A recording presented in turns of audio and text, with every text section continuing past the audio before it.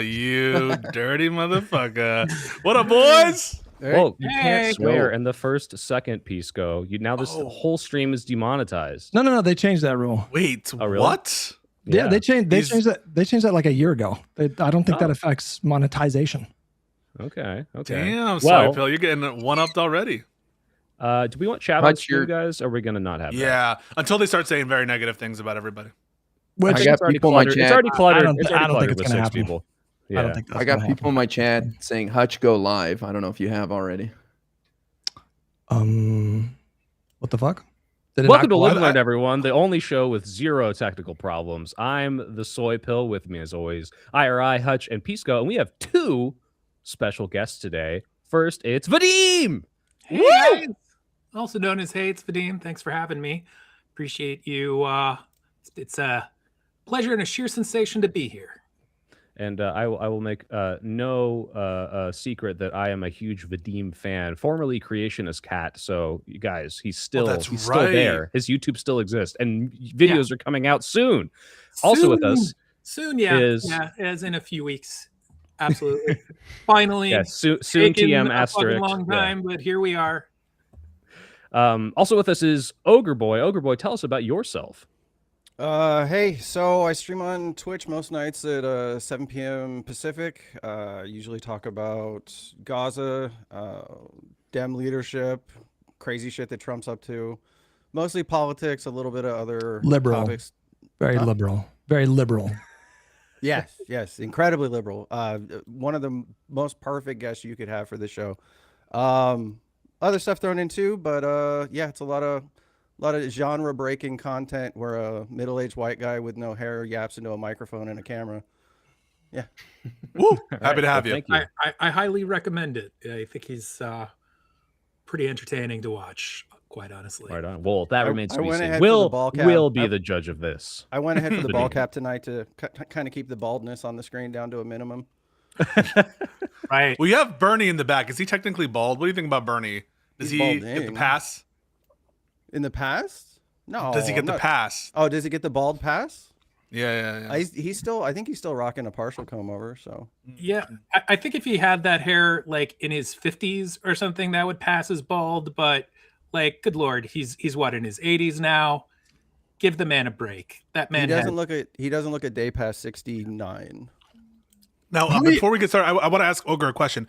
How did you feel when Hutch joined your illustrious ranks? Did that feel like appropriation? Did that feel like solidarity? I'm very bald inclusive, so it's usually just a net neutral. If it feels good, do it, kind of a thing. Yeah. It's a good life. It's a good life. I wake up in the morning and I just fucking just go. Like I don't do my hair. I just start going. I mean, I hit my shit I up want every to say day. two but things. That's just a personal choice.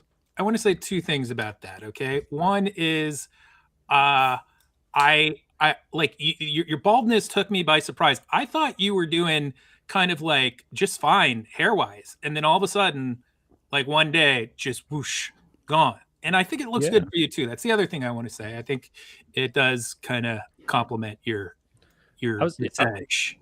Hutch, your Twitch donation animation where it's like you with the hair going, like Yeah, your yeah. hair looks great there. How Oh old is yeah, that? that was good. Well, that I had my hair long enough to do a strategic comb over. Like I have some male pattern baldness, like not crazy, but like some. It's noticeable.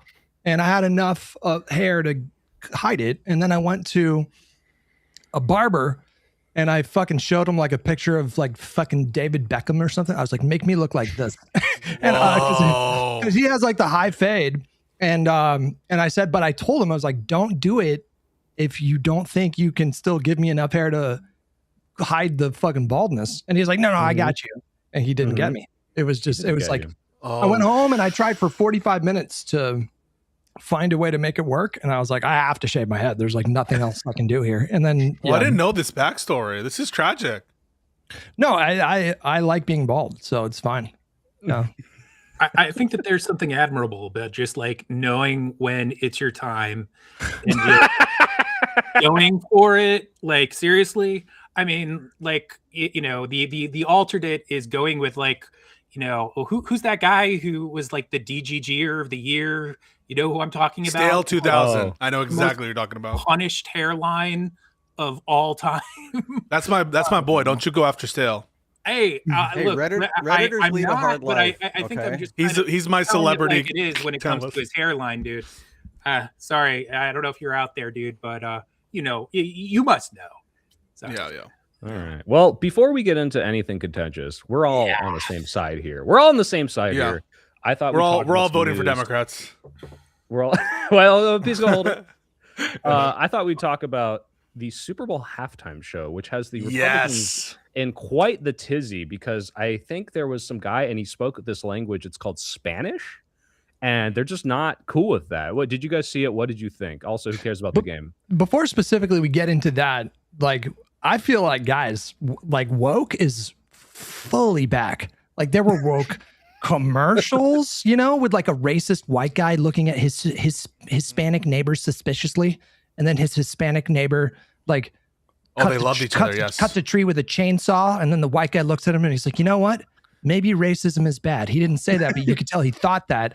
And then the Hispanic girl, they found maybe the cat. They can garden. Maybe I can't hire this guy as a gardener and a migrant worker. That's what he thought. But no, then we had this halftime show where he just kept singing in Spanish. Like, he just fully committed the whole time. I was like, fuck yeah.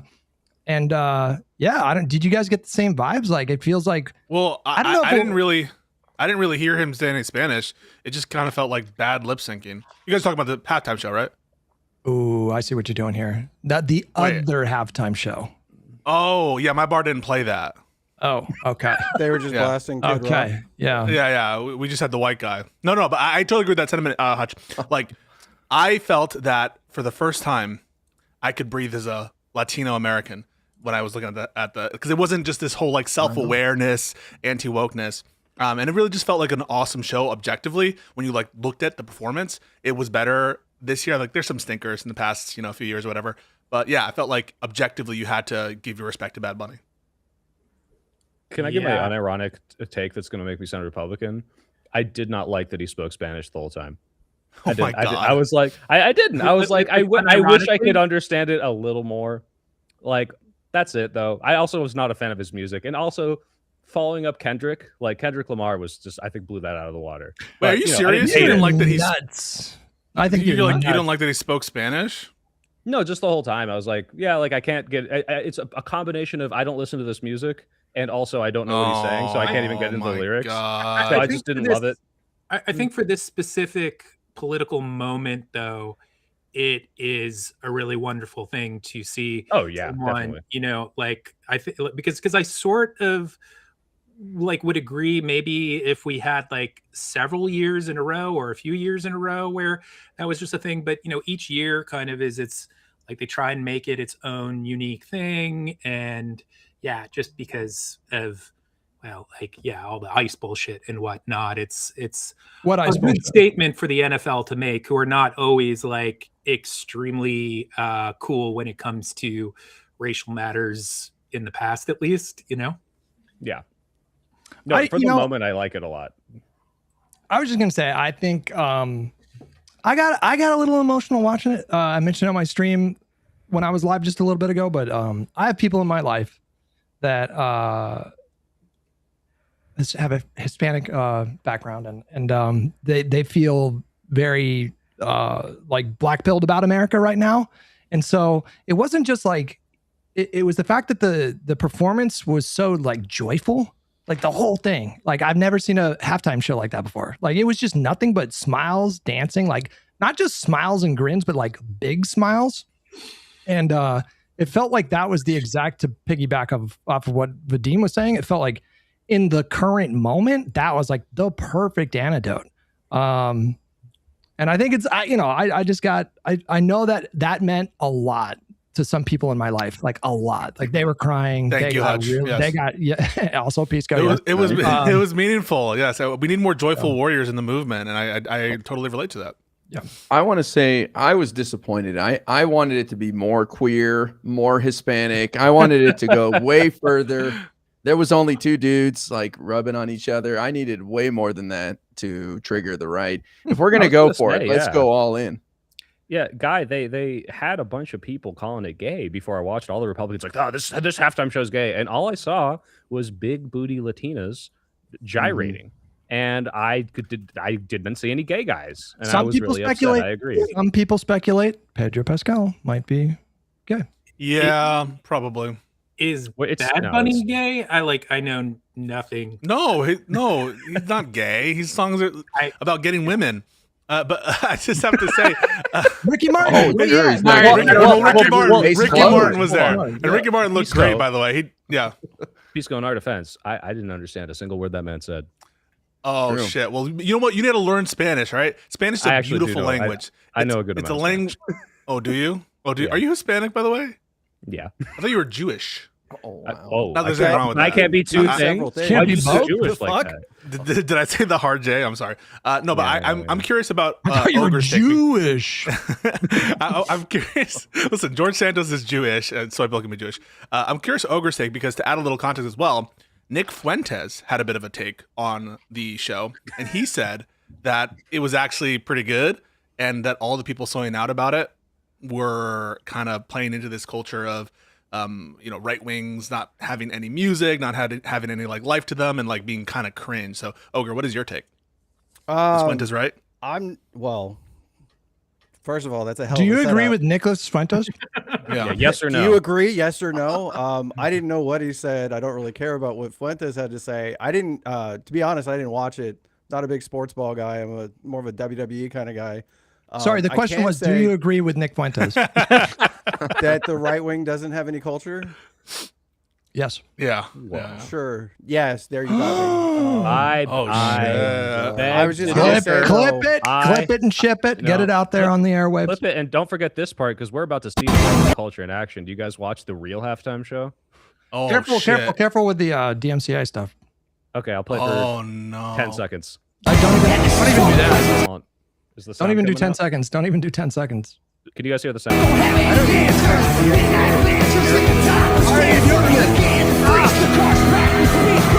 Right. Okay, that's enough. I'm just freaking out. You're gonna out DMCA the stream 100% if you do that. Just so you know. I personally would like to issue an apology on behalf of all white people. We're not bringing our best, and also I think it's really fucking funny that I didn't see all of it, but I saw clips, and just about every person who was featured is maybe one or two didn't fall into this, but just about everybody in one way or another heavily bites off of mostly Black culture. And it just, you have a lot of fledgling Nazis watching this show, and just people who are way into whiteness, and yet all of the entertainment is a knockoff of a bad knockoff of Black entertainment. So I think that is kind of ironic. Did you see where the Fuentes, Clavicular, Andrew Tate, and all these guys went to the club and listened to the Ye song HH? It does feel that there's an element of glorification of certain of these figures who are meant to represent this comeback against the woke, this kind of standing up for white culture, masculinity, and it's a very diverse palette. Half of them are very obviously queer, they're brown, and so I do find that there's a reluctance or almost a revulsion to some of these old boomer memes or music, and so when they see that as a reflection, they reject it. Yeah, I agree with that. Sorry, I don't have much to kind of say. And I was actually sorry. I got a little sidetracked because, man, I don't want to disregard what you said, but I actually just remembered. This is kind of a very weird, fun fact about myself. I thought to myself, oh yeah, I actually opened up for Kid Rock in the I think it was around 2006 or 2005. I used to host this thing called Punk Rock Heavy Metal Karaoke, which is kind of the first band, kind of the first band in America to kind of make that a thing. There's a lot these days, a lot of live shows that do that, right? And we it still goes on in this place called Arlene Grocery in New York City. But we would do like a lot of shows. Like we did weird shows. We opened up for Andrew WK. We opened it up for Naughty by Nature one time, just random ass gigs. And we opened up for Kid Rock. And man, like that crowd was like, I did not know. This was New York City. Maybe I already said that. And I just did not know that there were that many kind of like just dumbass hicks in the tri-state area. I'm sorry. Yeah, they're around. That was the majority of. Not everybody was like that. There were some, the cool. Some of them, I assume, were good people. But yeah, my most vivid memory was after the show. I was backstage. Like we were like all partying, and I was wrecked at this point. And I was talking with him, and I forget what I was talking about, but just like at a certain point, I mean, like I don't think that like I was that bad, but maybe I was. He basically like looked at me and he's like, man, you're like, he said something like, you're freaking me out, man. And I think the reason why he said that actually is because there were like 5 hot girls around that I was talking to, and I think he just kind of like wanted me away from them. So like the moment that I said that, this like big ass bouncer came over and was like, excuse me, please step away from Mr. Rock. Oh shit! So you think he was trying to like fuck with your game? Yeah, I think he was just like calling in like the big guys to like cock block, basically. And just to be clear, the women were not underage, right? Because Kid Rock does have that song. Oh no. Some call it statutory, I call it mandatory. Is that what the lyric is? I think they were all of age. They definitely looked at. Is that what you just said? Well, okay, Hutch, he wasn't IDing all of them. I mean, yeah, exactly. I poor choice of words. That's all. But there was a mutual friend who ended up being there. This like model chick who was on a cover of Rolling Stone with Jennifer Aniston. No, but she did like I'm forgetting her name now. I used to see her around. Ridiculously gorgeous, of course. She was in like a few like Skinamax type movies. Interesting. But anyway, I didn't know her that well, but I know that particular girl was definitely of age, but who knows about the rest? So anyway, who knows? And that's the takeaway. Natural segue. This Epstein stuff. Let me tell you, some of the files are really fucking suspicious. And wait, is that one of our topics, by the way?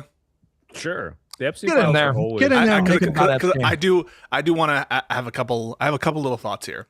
I think that people are perhaps drawing the wrong conclusions from these different files. I don't really know what I'm talking about in terms of what conclusions those are, but it feels like everyone who's saying that Pizzagate has been corroborated, they're like probably the farthest away from correct. I think that there's some fucked up shit that happened, but I just don't trust. I think that there's a wide scale manipulation happening from everyone right now. And so I'm just on guard right now for a lot of these narratives. And particularly the administration right now, their posture on some of these files has been completely contradictory. And we just had, I don't know, Guy, if you saw this, Ro Khanna and Thomas Massey come out after them having access to some of these redacted files, that they're straight up like redacting the names of people who are prominent, people who are accused, even though that's not one of the bases of redaction. So I think it's unfortunate, and Democrats should bounce. They said there's 6 guys who had their photos redacted or something for no reason with no explanation. So clearly something has gone wrong here. Well, it's funny you talk about the Pizzagate corroborated, and it's like you read, it's like, see, look, they ordered pizza. They said see, pizza. Look, they ordered walnuts and almonds, and this is code for like children of this like flavor or whatever. And to be fair, it could be the case, but then you read the emails, and it's like, hi, I really like that 10-year-old you sent me, and it's like, well, okay, like they're not talking in code, like they just had sex with children, like. But I mean, also Kash Patel came out. I think the story hit AP today, basically saying like, no, we looked into it, and there's no evidence of any kind of sex ring, so it's fine. Like, everybody can go home. It's fine. There's nothing to see here. Move along. He said there was no evidence that he trafficked minors to other individuals. That's, I think, what Kash Patel said, like based on the information that he knew. And a lot of people are looking at that and saying, well, A, did he couch it in enough qualifiers to be free from any kind of perjury charge in the future, saying, well, I didn't see that information. But at a bare minimum, the sort of optics and the PR shit has been disastrous. And there's blood in the water here. And there's something fucked up about it. I don't know that everything inculpatory is being said on email, but it doesn't seem like everyone has the same level of OPSEC, given some of the suspicious shit that's being sent. I mean, well, and sorry. Go ahead. I was just going to say, I mean, how can we? I'm not necessarily. No, I am very skeptical of what Kash Patel is saying. I'm basically like just asking, like, how on earth can we trust, of all people, that guy and his word? Is like, are there? Did you say something about how Ro Khanna actually saw unredacted files? Yeah, okay, they saw. That's news to me. So what has he said, and what exact? I mean, obviously, there's way too many things to go over. He's only He's only been there for correct. Yes, so there's only like limited ways in which they can access it. And someone, I don't know if this is like really good pencil math, but someone's like, it would take 7 years to comb through all these based on the systems that they've given us to do. I don't know if that's true or accurate, but it is true that like the system, according to them, is archaic and odd. And so they're dropping some innuendos that one of the redacted persons is a very prominent person, but we don't have a ton yet. Like, it's taken a lot of time. These are millions of files. People don't understand that like it is a shit ton of work to consistently redact even like 8,000 to 10,000 files. Like, that's a huge fucking job. We are talking about millions of files, and a lot of the redactions are inconsistent, and people are drawing like the wrong conclusions from certain documents. So it's going to take people, if they want to go to the redacted files and find like some shit, it's going to be a huge fucking job to do that. And in the meantime, the unredacted files, people are drawing wild conclusions. Like, for example, the email that came out, or the draft document that like announced his death or whatever. It was a day before. Well, sorry. If you work in a law office, if you ever worked in law, whatever, you work off of templates, and it's totally plausible that the person like used a template from the day before, or the template didn't update. And so, it's going to take a lot of work to get through all this shit. And so they're not sending their best. Guys, this piece go to that note. Like, for any conspiracy, ask yourself, are they this fucking stupid? Right? Like, yeah, we killed Epstein, we orchestrated it all, and we had months to redact all the files, but we really forgot about the one that said when he died, the one where we like that completely shows that we killed him. Like, come on, please. Like, the conspiracies happen, but like, if you can ask a question that just completely blows it up in 10 seconds, like, you obviously are stretching, and that one is one of the dumbest ones I've seen. What do you guys think of the what I would call flowchart bullshit from Mehdi Hassan and the I've Had It podcast lady, who complained that Biden and Merrick Garland had this for 4 years and didn't do anything about it? Pisco, I'm curious about your thoughts on that. Yeah, no, that's so fucking dumb. I hate it because on the one hand, you have some evidence that they were actively looking into it during that time period, and on the other hand, I think that this is not a matter for the Department of Justice to handle in the main course of things. This is a political decision that needed to be made, and I don't agree that the Biden administration should have tactically like deployed the Department of Justice to, I don't know, get 500 attorneys to do this kind of work, to release documents for a particularly political message. I think it's a disgrace. That would be political interference to the Department of Justice. And it's exactly why I respect Biden's decision to appoint Merrick Garland. And so anyone who's talking about that shit, like, oh, they had the files the whole time, I think they just don't have a respect for the rule of law that I do, or they don't think it matters. And I, of course, think it matters. Well, they don't appreciate the president keeping a distance from the DOJ and letting the DOJ speak through indictments only, which is how the public trusts them in the first place. They're completely ignoring what we talked about at the end of the last podcast, that the public needs to trust what the DOJ is saying in the first place. And also, I'm sorry, and I know I'm speaking a lot. I'll let you guys talk. There just isn't a smoking gun proof that shows Trump's criminality in all this. There isn't. And the stuff about his connections to Epstein, we knew about right before the election. Like, it was known that he was genuinely aware. Like, he gave that comment to the New York Post or New York Magazine or whatever, which, come on, what did that comment mean? We all knew he was best friends with Epstein. And so there's just no smoking gun here in terms of the inculpability of specifically Donald Trump. And so I think it's a gross departure from the standards of the DOJ to do this. I have to just interject here, because just so much is redacted. How can you really make that determination from what we haven't seen? Well, no. Sorry. Wait. I just want to address that. So the claim is, look at all this shit that Biden had. The claim is being made from these people. We've seen all this stuff. They had it. And the fact that Merrick Garland didn't release it shows their incompetence. But of course, I'm judging that claim, the claim that there was something advantageous for them to drop in that moment and that it wouldn't have been a breach of norms. I'm not speculating as to what's not revealed. I'm speculating on the actual comment made by people on the basis of what has been revealed. I mean, at a certain point, though, aren't you also talking about a matter of priorities or prioritizing? Yeah. It seems like if you did have a gorillion documents and the potential there to stop truly bad people, you would think, even if it was just at the DOJ level, there would be something there you would want to shift into that and persecute it just a little bit further. I haven't heard what I've had it podcast said about this. I understand the general theme of, why didn't they move on it more? It does seem like any leader, you can still essentially be hands off in trying to insist that someone takes that kind of a direction, but at the same time, you can make sure that people are actually looking into criminality, right? Wait, so what does Biden do? Biden says, "Hey, Merrick, go release all the documents that are bad about Trump." What did you want him to do?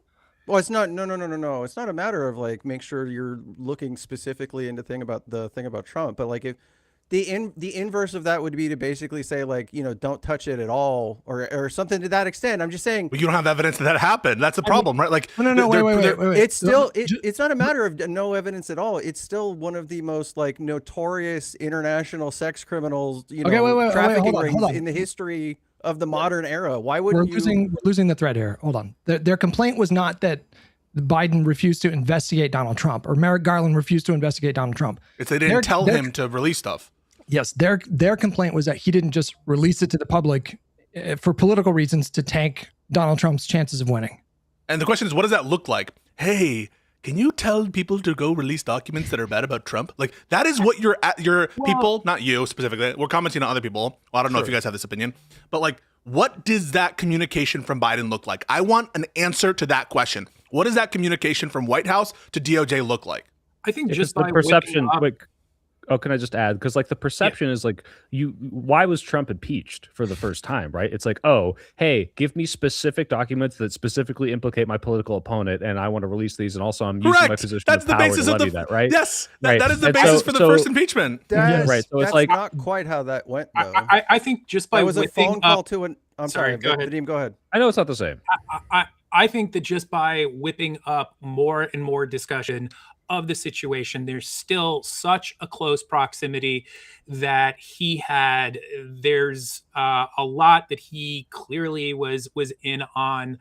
I think that at the very least, it would have just generated a lot more terrible word of mouth and just shat on his reputation all the more in the lead up to the election. So maybe it would not have had that desired consequence of just providing a what's the catching him red-handed, but still I think it could have done a lot. But what's the communication, Vadim? And then lastly, I think that I find it really hard to believe, maybe I'm wrong, that he could not have found a way to cut through a significant amount of that red tape.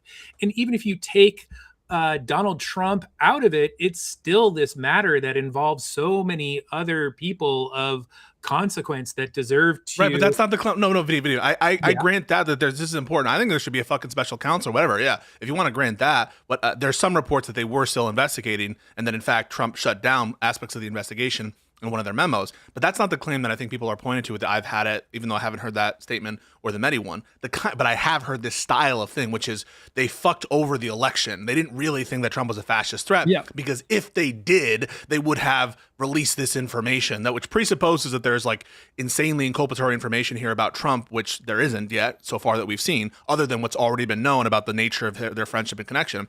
And then two, that there ought to have been some sort of communication between Biden and the Department of Justice on this area. So I'm going to ask for the second time, what would you guys, if you agree with this position, what does that communication from the White House to the DOJ look like? I don't think you have to actually even mention Trump's name at all. That's the point, right? I'm asking what it looks like. Can you give an example of like what you would say if you were in charge? Like, hey, Mr. Merrick Garland, now we heard about this Epstein stuff, release stuff.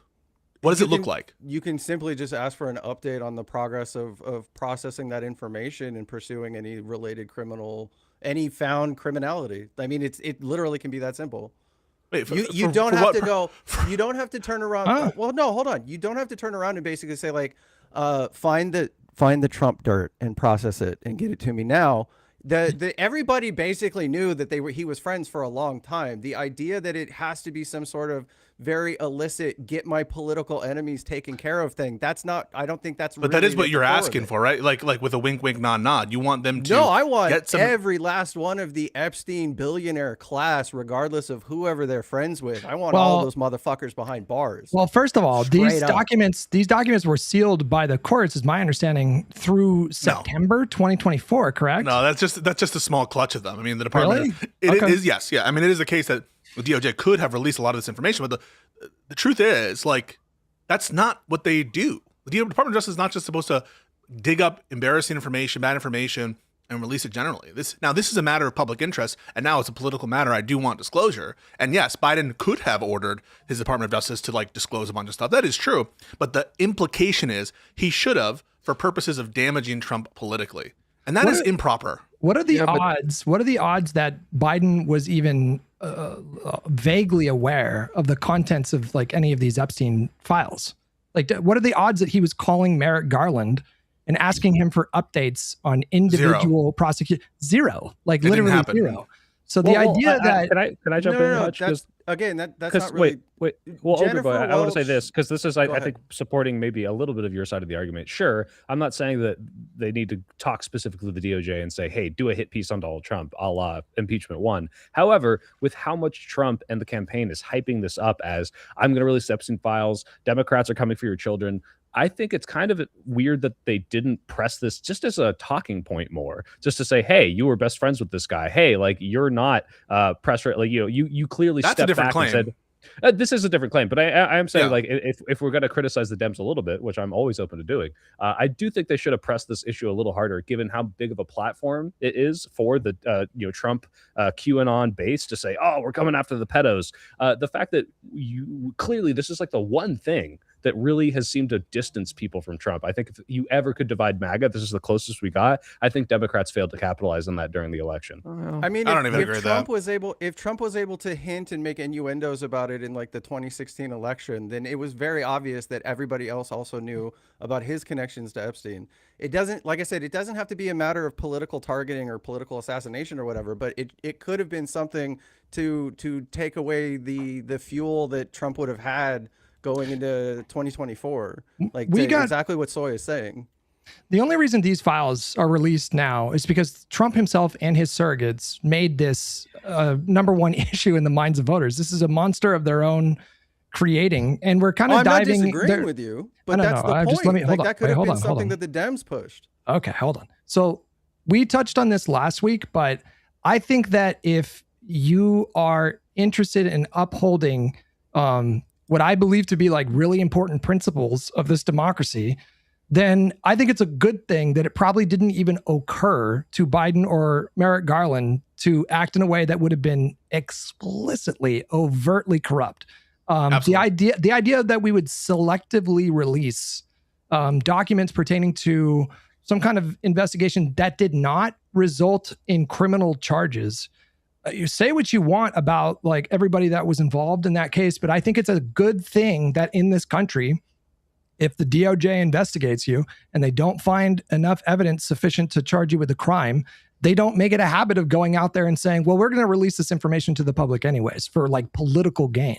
As soon as you start advocating for this to be the standard moving forward, you're just like, I just feel like you're hastening the demise of the republic by doing this kind of shit. Not to mention, I don't think it is this political benefit that Soypil is really talking about there. I don't really believe that this was a major campaign issue. It was a major campaign promise to stir up the crazies in the MAGA sphere, but I don't think that a focus on Epstein was, or a lack of focus on Epstein was a significant reason why Kamala lost the election. And two, you have to imagine, right? You have to think about it.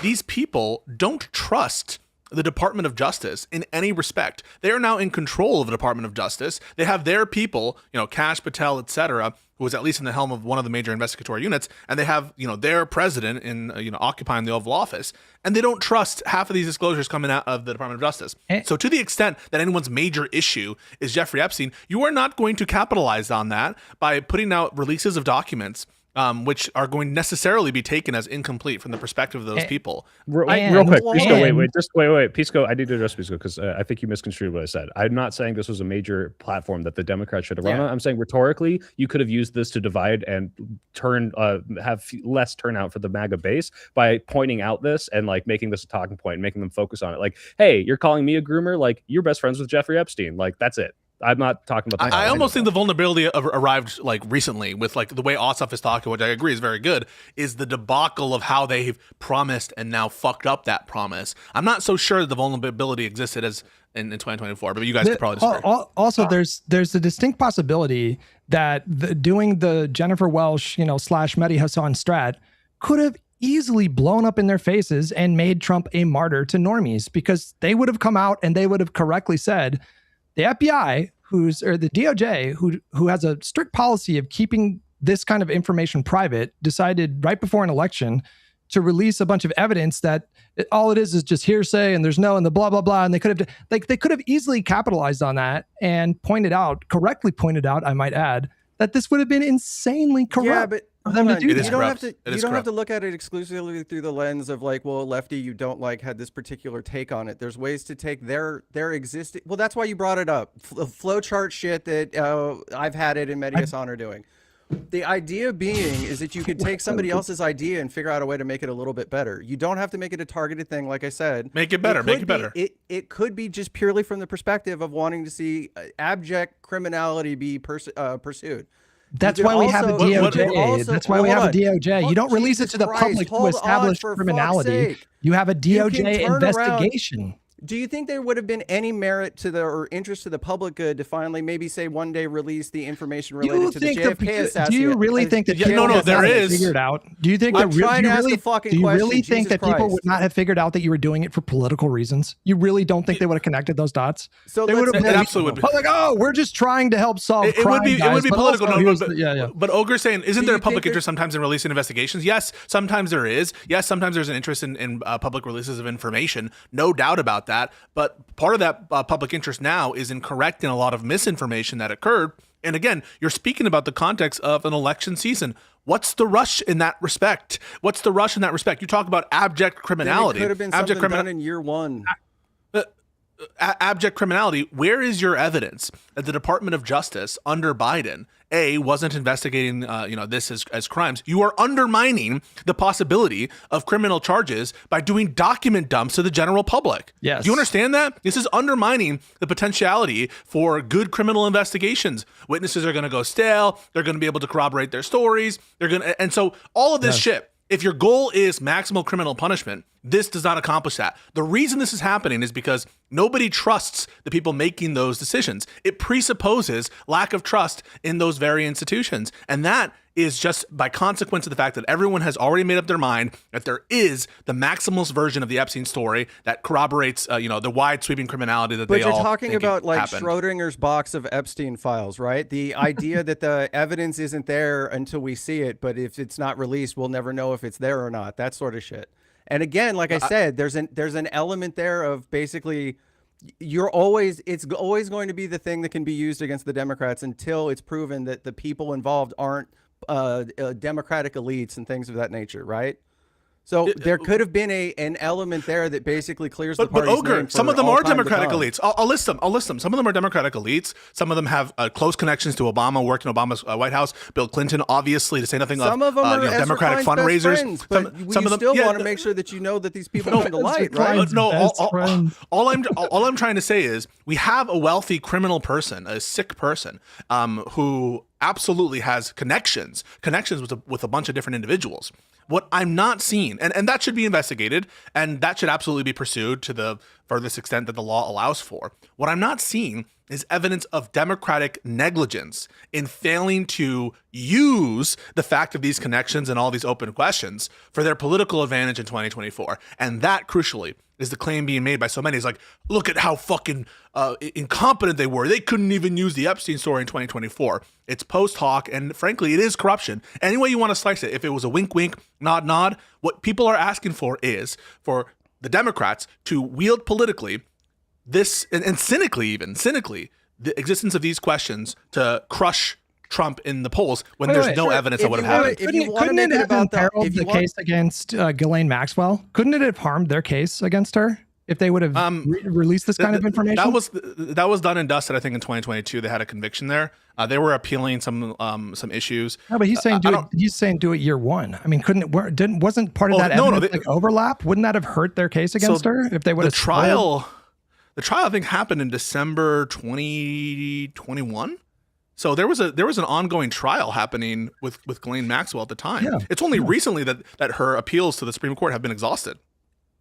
Right. I'm saying, wouldn't it releasing this information in the way that Jennifer Welsh and Mehdi Hasan are advocating for, couldn't that have hurt the DOJ's case against? I don't really think it would have. To be honest, I don't really think it would have. But it just more the interference aspect of that. I do find that it's corrupt, and there's not a real good even the way you crafted the communication over, because you didn't really. It's like, hey guys, can you just give me an update on stuff? Like, what the fuck do you think is going to happen after that communication? I'd be like, all right, sir. Well, this is a case against Ghislaine Maxwell, and this is the evidence we have, and these are our conclusions. It's not going to give you what the Mehdi Hassans, if he said that, are asking for. They were asking for a document dump. They were asking for to release the files, just like what they did, what Congress mandated that they do. At the end of the day, the idea of at least sticking to the norm that I'm blanking on his name at the moment, the 7 foot tall former attorney general, at least that Comey, yeah. Comey doing what he did to Hillary. As much as I didn't like her ass, basically was like, I don't want to see anything like that. I'll give you that easily, right? Yeah. Like that sort of shit, that's not what I'm speaking to. I'm talking about just in general during that 4 years, I can at least sympathize with a little bit of the frustration of not coming out with this information. I'm gonna say something crazy. This is gonna cancel me, all right? This is gonna cancel me. I think it would have been more justified for Comey to release his statement than for the various different innuendo leaks relating to Trump. And I'll tell you why. At a bare minimum, with the Clinton case, there was a closer approximation in case for criminality in the context of the email dump and when they received it relative to when they announced the end of the investigation, which was a ripe investigation. At least there was a closer connection there and a genuine concern for James Comey, which I disagreed with and I thought was completely bullshit. Here, it would be the pure exercise of a cynical political interference by the president to the Department of Justice, which is exactly what we accused Trump of doing. Pisco, but the Comey thing was like a week before the election, reopening it, knowing that they were not going to convict. That's purely political. No. Hang on. He didn't know that they weren't going to convict. So first of all, he did break from norms by doing that. His logic was he was trying to, and I disagree with his actions. Yes. But according to him, he was trying to protect the reputation of the FBI because his logic was if it came out after the election, the Republicans would discover that this tranche of emails would have been found on Anthony Weiner's laptop. And if the Republicans that were in Congress at the time had discovered that Comey didn't come forward, he was concerned that they were going to spin that into Comey did that specifically to help Hillary Clinton. To hide it, yeah. So that was his thinking. I still totally disagree with his decision to do that. He completely broke with norms, DOJ policy. Yeah, it was fucking I think dumb. It's within, is it 60 days or 90 days? It's either 2 or 3 months before an election. The number I remember is 90. They don't do any kind of announcements like that for fear of the perception of them trying to be politically influential. But here it's like, what crime are we accusing Trump of doing? I mean, like, seriously. What has been released from these documents that closer establishes a crime from Donald Trump than Hillary Clinton with respect to the classified document statutes in the National Defense Act or the whatever, national security? Like, really, like, yes. Is there innuendo? Is there shit that looks bad? Is there shit that makes Trump look like he obviously knew the reputation of Epstein? And is the cover up right now from Trump look really awful? I totally grant that there's fucked up shit, and they knew that they were underage people. So I totally grant that. But specifically, what criminality relating to Trump are people accusing him of doing? I don't think it even needs to be that granular. I mean, at the end of the day, in the interest of the public good, wouldn't it benefit the American normie populace to know that the person they're potentially considering voting for is a fucking that's political. That's political interference. Nobody would have. You're trying to dress it up in flowery language and be like, well, actually, it's about the public good. But really, what you're talking about is selectively releasing information that should be private. No, hold on. We're arguing past each other. I'm not saying selective. I'm saying fucking everybody, like the whole thing. No, but the point is, is, caboodle. No. You're trying to granular, like drive it back down to be like, once again, the radical leftist. I'm talking about Jennifer Welsh and Mehdi Hassan's. They were not talking about like justice for the victims. They were talking about they them. should. I'm saying the argument should 100% be dumping the whole thing. You're wanting to argue with someone that's not me after you guys have been talking You're about the one that defended their position, bro. You're the one that defended their position. I need to defend their position a little bit more, actually, if I can. And this isn't to fully defend their position because I haven't heard what Mehdi Hassan has said.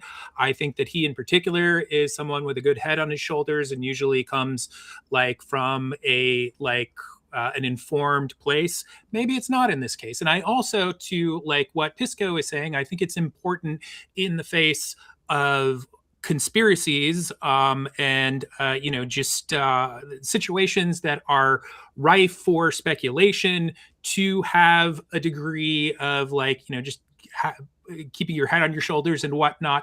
But at the same fucking time, I mean, like, if any situation is like a situation in which I think people should be expressing these sorts of things, whether or not they're like even correct at a moment like this, like I just feel like we know that this shit was not properly prosecuted by like a long shot. We know that so many people are still being protected. We know that so much injustice that will more than likely never be what's the word, just adjudicated or taken, and it won't adjudicated. I'll just say that because I can't think of the other word. It's probably not going to happen. We hope it does, but it probably won't. So I don't know. I kind of give them more grace inside the situation. That's not to say we like Mehdi. What? We like Mehdi. I mean, I like Mehdi Hassan, and I grant that there's bad steps that the prosecution has taken with respect to Epstein. I have a problem with the deal that Acosta offered Epstein, and as well with the Florida federal non-prosecution agreement. I have problems that they didn't follow up on leads there, but that is a problem that is I think principally addressed to the U.S. Attorney's Office under the leadership of Acosta. That's number one. Well, and I think the agreement happened while Bush was in office. That's a problem perhaps with the Department of Justice allowing for these sort of investigatory leads to fester or whatever. It's not a democratic criticism. It is not a democratic criticism. It's important, I think, to maintain the political independence of the Department of Justice. And that's one of the things that I'm proud of supporting Joe Biden for, is not interfering. Now, I criticize him for his pardon, but at a bare minimum, he did not order, for example, this special counsel that was looking into his son to not look into his son. If he had done so for political reasons, none of us would have any problem calling that corrupt. This is just the inverse of that. Saying that we would hope our democratic political leaders to selectively release this document, it's like saying we should act like Nixon. It's saying we should act like Trump. And that's the ground on which I disagree with it. And I do think it's an example of the Democrat, what would you call it, Hutch? I always forget your term for it. The funnel chart, the flow chart. Because here we have a perfect example of Trump malfeasance, of populist rhetoric that people can achieve to build. And instead, we're attacking Joe Biden for doing something honorable, which is not interfering in the Department of Justice. I just rewatched the clip, and Jennifer Welsh, she talks at the front about like, not only is it the right thing to do to like get all these pedophiles, but she does stress the point, and I think this was her primary point, that democracy was on the line, and they should have taken extraordinary steps to, release this information to selectively to release this information to harm Donald Trump politically, to help the Kamala win that election. And I'm sorry, like, you can't say in one breath that you understand that kind of logic, and then in the next breath, and I'm talking to you, Vadim, tell me that you're not going to judge people who didn't vote for Kamala. It's fucking ridiculous. It's inconsistent. That's true. Well, I mean, I have a lot to say about matters having to do with that, but I kind of will get into that at the appropriate time. Before we go into that, I have one last question. Just because in general, like I really would like to hear the thought process on it. Would you still give Democrats credit for how much they've fought to get the files released now versus that you think it's a good idea in general that they didn't press to get any of this released during Biden's administration? Because that was one of the things last year. That was one of the things last year specifically and leading in the last like 6 months or so. I know, especially from this podcast, overall, the entire thing was, look how much of a fighter and how much backbone they're showing in trying to get these files released. Why wasn't that something that was even remotely touched on during Biden's administration?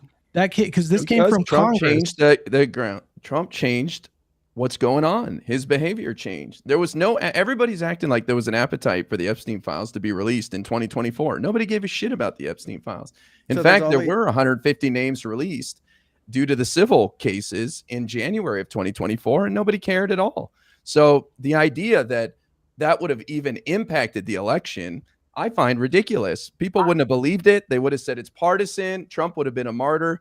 Anyways, we had three other cases against him that were way more serious.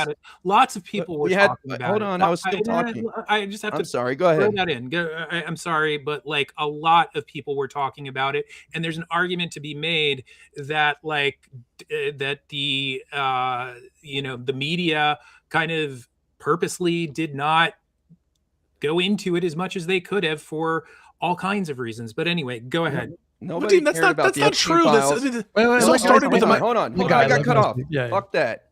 Nobody gave a shit about the Epstein files until Pam Bondi screwed it up with her influencer drop that went nowhere. And then the real catalyst was Elon Musk tweeting that Trump is in the Epstein files. Until then, nobody cared about the Epstein files. So as long as conservatives set the tone, it's okay for us to react reflexively to it? No, it's their behavior in hiding it that has changed the tone and caused the public to give a damn. And Democrats have led the charge in representing the public, and a lot of conservatives too, saying it's time to release them now. Now you really can't mess around. Because the way you're selling it is... Wait, can I respond? I want to respond to the guy because I don't think that nobody cared. I think there was this kind of apathy of no one's going to do anything about it because there was this thing since 2019 where it seemed like no matter what happens, no one's actually going to prosecute. We're not going to see what happens. This guy already got his plea agreement. They killed him. They're going to get away with it. So I think already there was an appetite from the right, which I think that's why I was saying the Democrats, even just rhetorically, could have capitalized on that. I think he's being hyperbolic when he says nobody cared about it. I think what he's saying is that Donald Trump and Pam Bondi and the Trump administration pulled off maybe the biggest example of like a Streisand effect of all time. Like with I completely agree with this. Yes, their actions that thrust it into the mainstream. And then all of a sudden everyone was talking about the Epstein files because they were just making the situation worse for themselves at every step of the way. Much like Hassan Piker with his shot collar. One additional thing too, I want to address Vadim's. You're castigating the media a little bit here, and I don't agree with that. I mean, the second indictment of Epstein was itself part of a reaction to the Miami Herald reporting in 2018. Mm-hmm. I mean, there has been a great deal of media coverage over this, and even into the lead up to the 2024 election, there was like Daily Beast articles, release of an Epstein conversation with who's this guy who writes all the Trump books. So there has been a great deal of media coverage on Epstein-related matters. There just has been. There was an entire trial of Ghislaine Maxwell that happened during Biden's administration. The truth is, and unfortunately, I agree with Hutch, I agree with Soy Pill, that the spotlight this has had, the corruption of the current administration, has now generated an inflection point where people are like, oh, look, this looks fucking fucked up. It has generated new attention for it. The Democrats are capitalizing on it. But let's be honest here. This is not the deciding factor in the election. This is not the issue that most Americans care about in terms of who they're going to elect for president. It just is the case. And so selling this as a big sort of either active decision that Democrats are taking to hide the files or to not take advantage of a wellspring of political opportunity, I think is running into the lack of importance that this issue had in the 2024 election. And also, I think the fact that it would run up into the norms that we tend to respect in this country between interference in the White House and the Department of Justice, or at least I hope we would respect. Okay, fair enough, but just real quick, I just want to say that I sort of feel like a little inadequate inside this conversation because there's so many aspects of this that that you're speaking to that I would want to kind of look into before having like a real conversation like this. So I'm not going to sit here and heavily dispute anything that you're saying. However, I will recommend, if you guys are up for it, there is a really wonderful creator who's a good friend of mine, Chill Goblin. He's a leftist, but he's done a lot of videos on Epstein and whatnot. And I'd be interested in seeing you guys have a conversation like that, because he is someone who could definitely kind of not only come in with a very informed perspective about like all of the history and whatnot, he knows like crazy shit about it, but then also he would be able to come in with an informed leftist perspective on this, which I don't have. And I think that probably Ogre has a little bit more than I do. So I'll let him say what he was right about to go into right now. I was just curious why it has to be the binary of attacking it from the purpose of yeah, I agree. If you think it's going to be like a October surprise type thing, that's dumb. I'll concede that. That's not anything that I've been arguing. But the notion of, like I said, everybody thrives on conspiracy theories. Fucking Area 51, JFK, all this different shit. This was going to be something that people talked about probably for decades more to come in some capacity.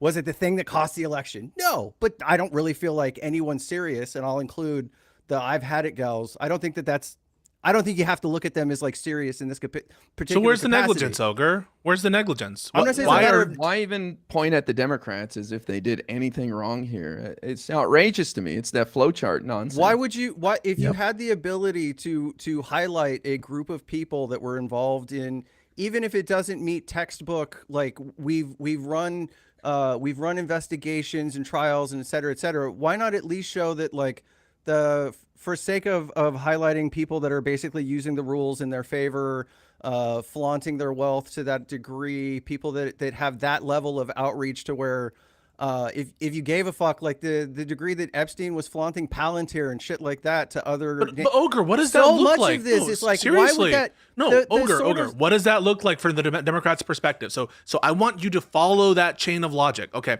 they should have revealed information, not necessarily just about Trump, but about all these actors using the rules, using the fact that Epstein talked to the Palantir people, that he talked to okay, whatever you want to say there. What does that look like? A Democratic strategist gets on the phone for, Kamala for America, or whatever the fucking the PAC is, or the organization, says, this is a really valuable opportunity. Now follow that communication line. You're just follow looping it. back onto the Follow exact it. same thing. I'm not saying do it as a campaign stunt. So no. What does the Department of Justice have a meeting and say, how can we get Kamala elected? Start it wherever you want to start it. How does this idea? Ogre, stop. Why do you keep bringing that up again? Ogre, you can start it wherever you want to start it. It can start in the halls of the Department of Justice. It can start in the White House. It can start at a super PAC. Where does the idea take hold? And now follow it to the action. That's what I want you to do. You already started off earlier. You conceded. You said it was not a bad idea, or it's a very true thing that a lot of times, especially for something related to like the JFK assassination, that there can be this thing that captures the public imagination, and therefore it's something that's kind of beneficial to answer a lot of questions and put people's mind at ease. Beneficial in what way? What do you mean beneficial? Why do you think people want to know what happened in the JFK assassination? I'm just asking you to put it. I'm just asking you to put it in your own like intellectual imagine. Like I'm asking you what you mean when you say What do beneficial. you? No. It's asking you what you mean. It's it could be It's restoring faith and transparency about these things that people are curious about that are happening at that level. When there's the one way you do that it. is not one way you do that is you don't interfere in what the DOJ is doing. But okay, you're saying you're not saying that. You're saying don't do that. And so your response to how does this idea take hold that you can use is you should have already been doing stuff anyway, right? That's what you're saying. Did you say that? I mean, basically, sure. Okay, so they were doing some stuff. They were prosecuting Ghislaine Maxwell. They were undergoing an investigation which at least alleged. So hold on.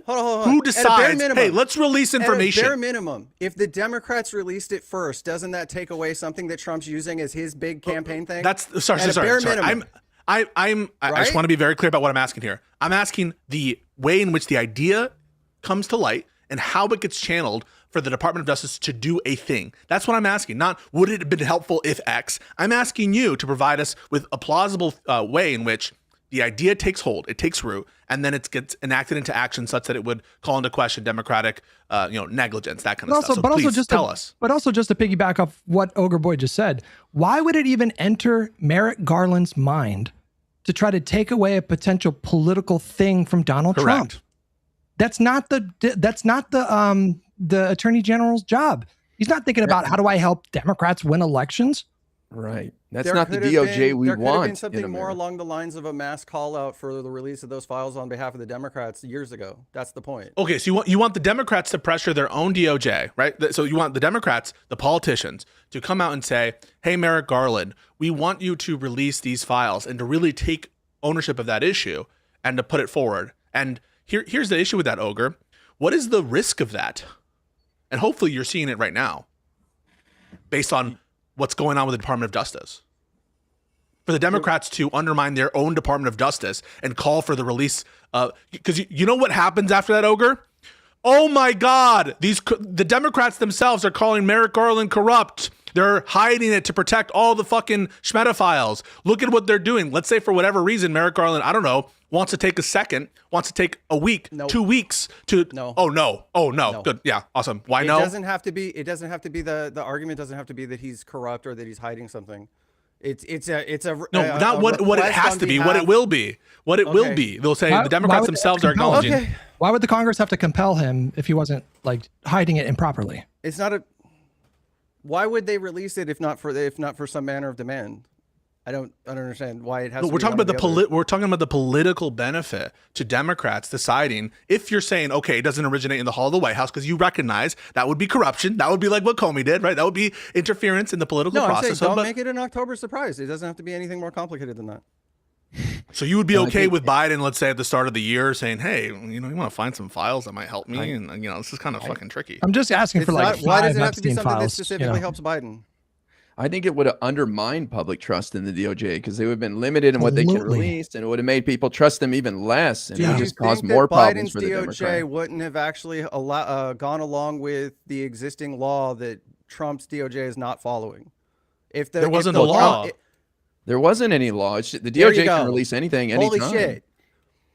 Yeah, but you skipped Pisco's point. You just skipped it. Do you understand how bad it would look for Democrats to pass a law compelling their own? You realize that's a huge negative against Trump, that they had to pass a law to get the DOJ to even partially comply with what people are expecting with respect to transparency of the Epstein files. It wasn't a political benefit. This entire issue has not been beneficial to Trump.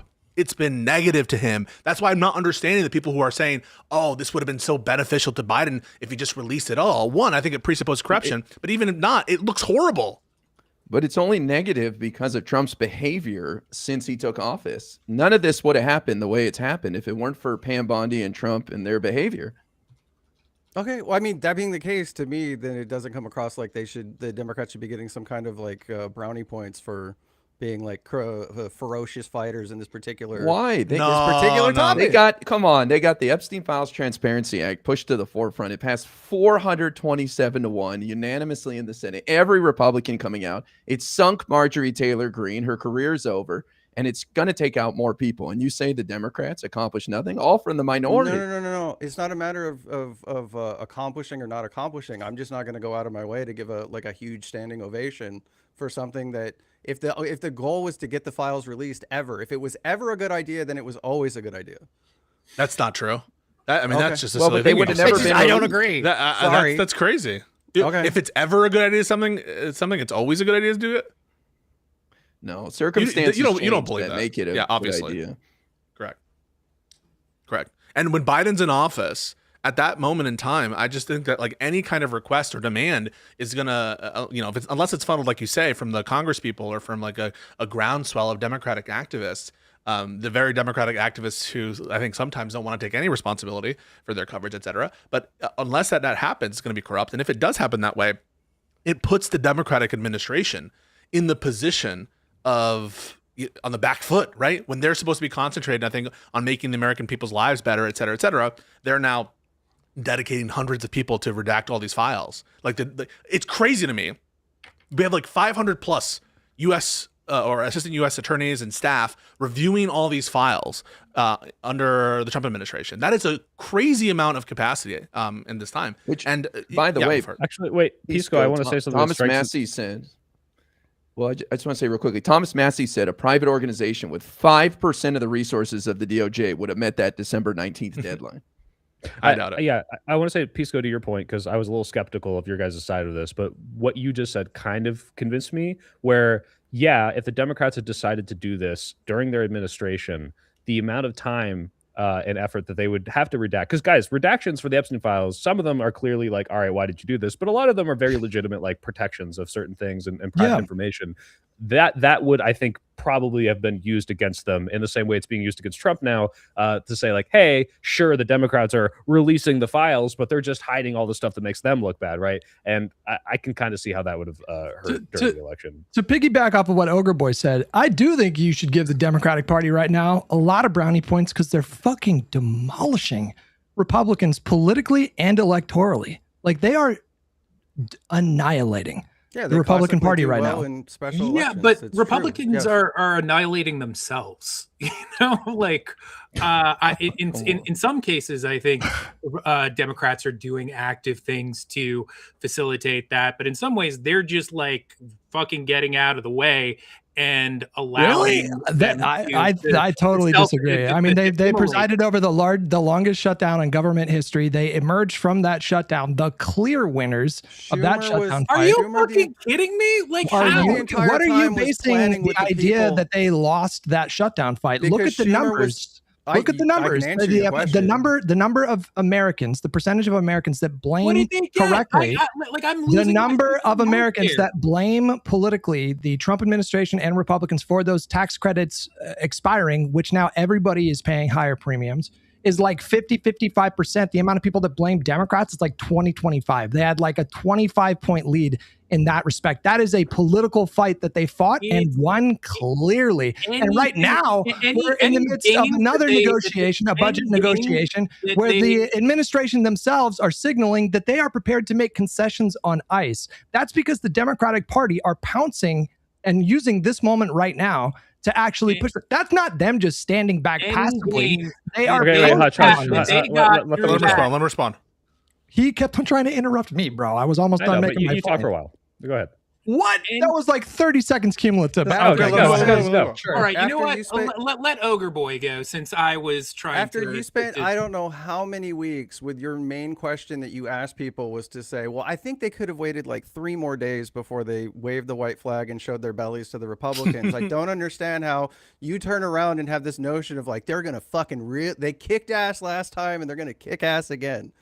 We live in a world. Me saying that they could have optimized a little bit more. To be clear, my podcast co-host will corroborate this. I never said. I said that they got close to having like maximal gain. I think maybe they could have stretched it out like 1 or 2 more weeks. But that's been my position the entire time. But that doesn't mean that they didn't clearly win that fight. That doesn't mean that they clearly didn't win that fight. We're arguing about optimal gains. So you see me and Hutch fighting about. Yeah, they should have, I think that they should have be willing to do an indefinite thing. Hutch doesn't think that. We obviously fought about that a lot. But I come out of that fight thinking Democrats are better off for it in general. It's just a question about like lost, opportunity cost. That's the debate. Yeah. And I do think, by the way, I probably agree with you that, Ogre, that I don't like our leadership right now in either Congress. But it's not the case that like I would say shit on Democrats. They're not doing anything. They are doing stuff, and they're fighting, especially on the state level. I mean, sure, but at the same time, even in this moment where they're talking about concessions and everything, wasn't it? It was maybe Friday. Schumer's already making concessions on his own concessions that he's asking for. Like he's turning around and basically, you don't want to talk about that. He was turning around and saying that when it came to the masking, that no masks, but unless if a terrorist group put out somebody's picture, then maybe we could do them. He's already giving up on the things that he's asking for before it's even been agreed upon in press conferences and shit. And some of these things there's rare exceptions. That's what he said. And some of these things that are being asked for are actually a decent amount of them are just not wins. It's not a win to ask for cameras to be on constantly. That is why? There is. First of all, they have control over the cameras themselves. I wish that I kind of recalled more, but there was an interview on Democracy Now! With someone who kind of was a well-versed with all this stuff, who kind of goes into the reasons why he's the author of Propaganda, right? What's that? Yeah, it's the author of Propaganda. Exactly. Propaganda, yeah. Oh, this is the actual Justice Warrior shit, right? Yeah.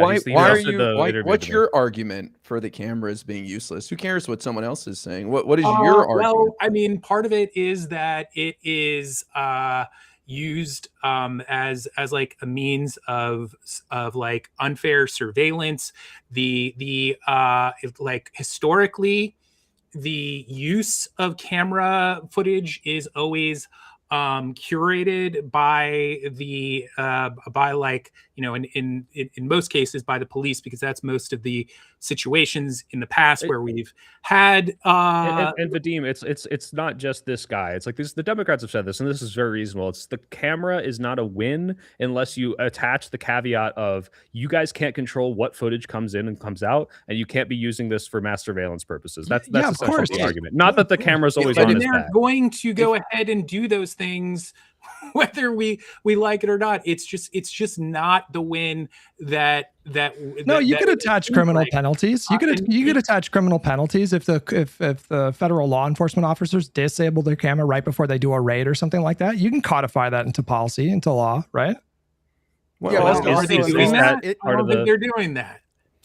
If everybody knows these guys are wearing cameras, then they know the footage exists. So if they try to delete it, it's going to look terrible. And the only reason 6 body cameras on when they killed Petty or Preddy, right? Yeah, but we have other footage. The footage is helpful. And I was actually going to make that point. Is the official narrative, if it weren't for camera footage from those 2 incidents with Renee Good and Alex Preddy, would be these were 2 domestic terrorists who went there to kill ICE agents. In Renee Good's situation, she went there to run them over after they broke down in the street, and Alex Preddy was a would-be assassin who came to cause maximum carnage. That would be the official narrative if it weren't for video. About people's iPhones from down the block. I mean, there were actual body cams on some of the ICE agents, and you don't think that if they were wearing a body cam when Renee Good was killed, that would have been really helpful, especially in the context of did he get hit, did he not get hit? Yeah, maybe in a year from now when it finally got ordered to be released, sure. You actually don't. You don't think we should have body cams? Please go. No. Oh my God. You're missing the point entirely. It's not a matter of I'm asking the fucking question.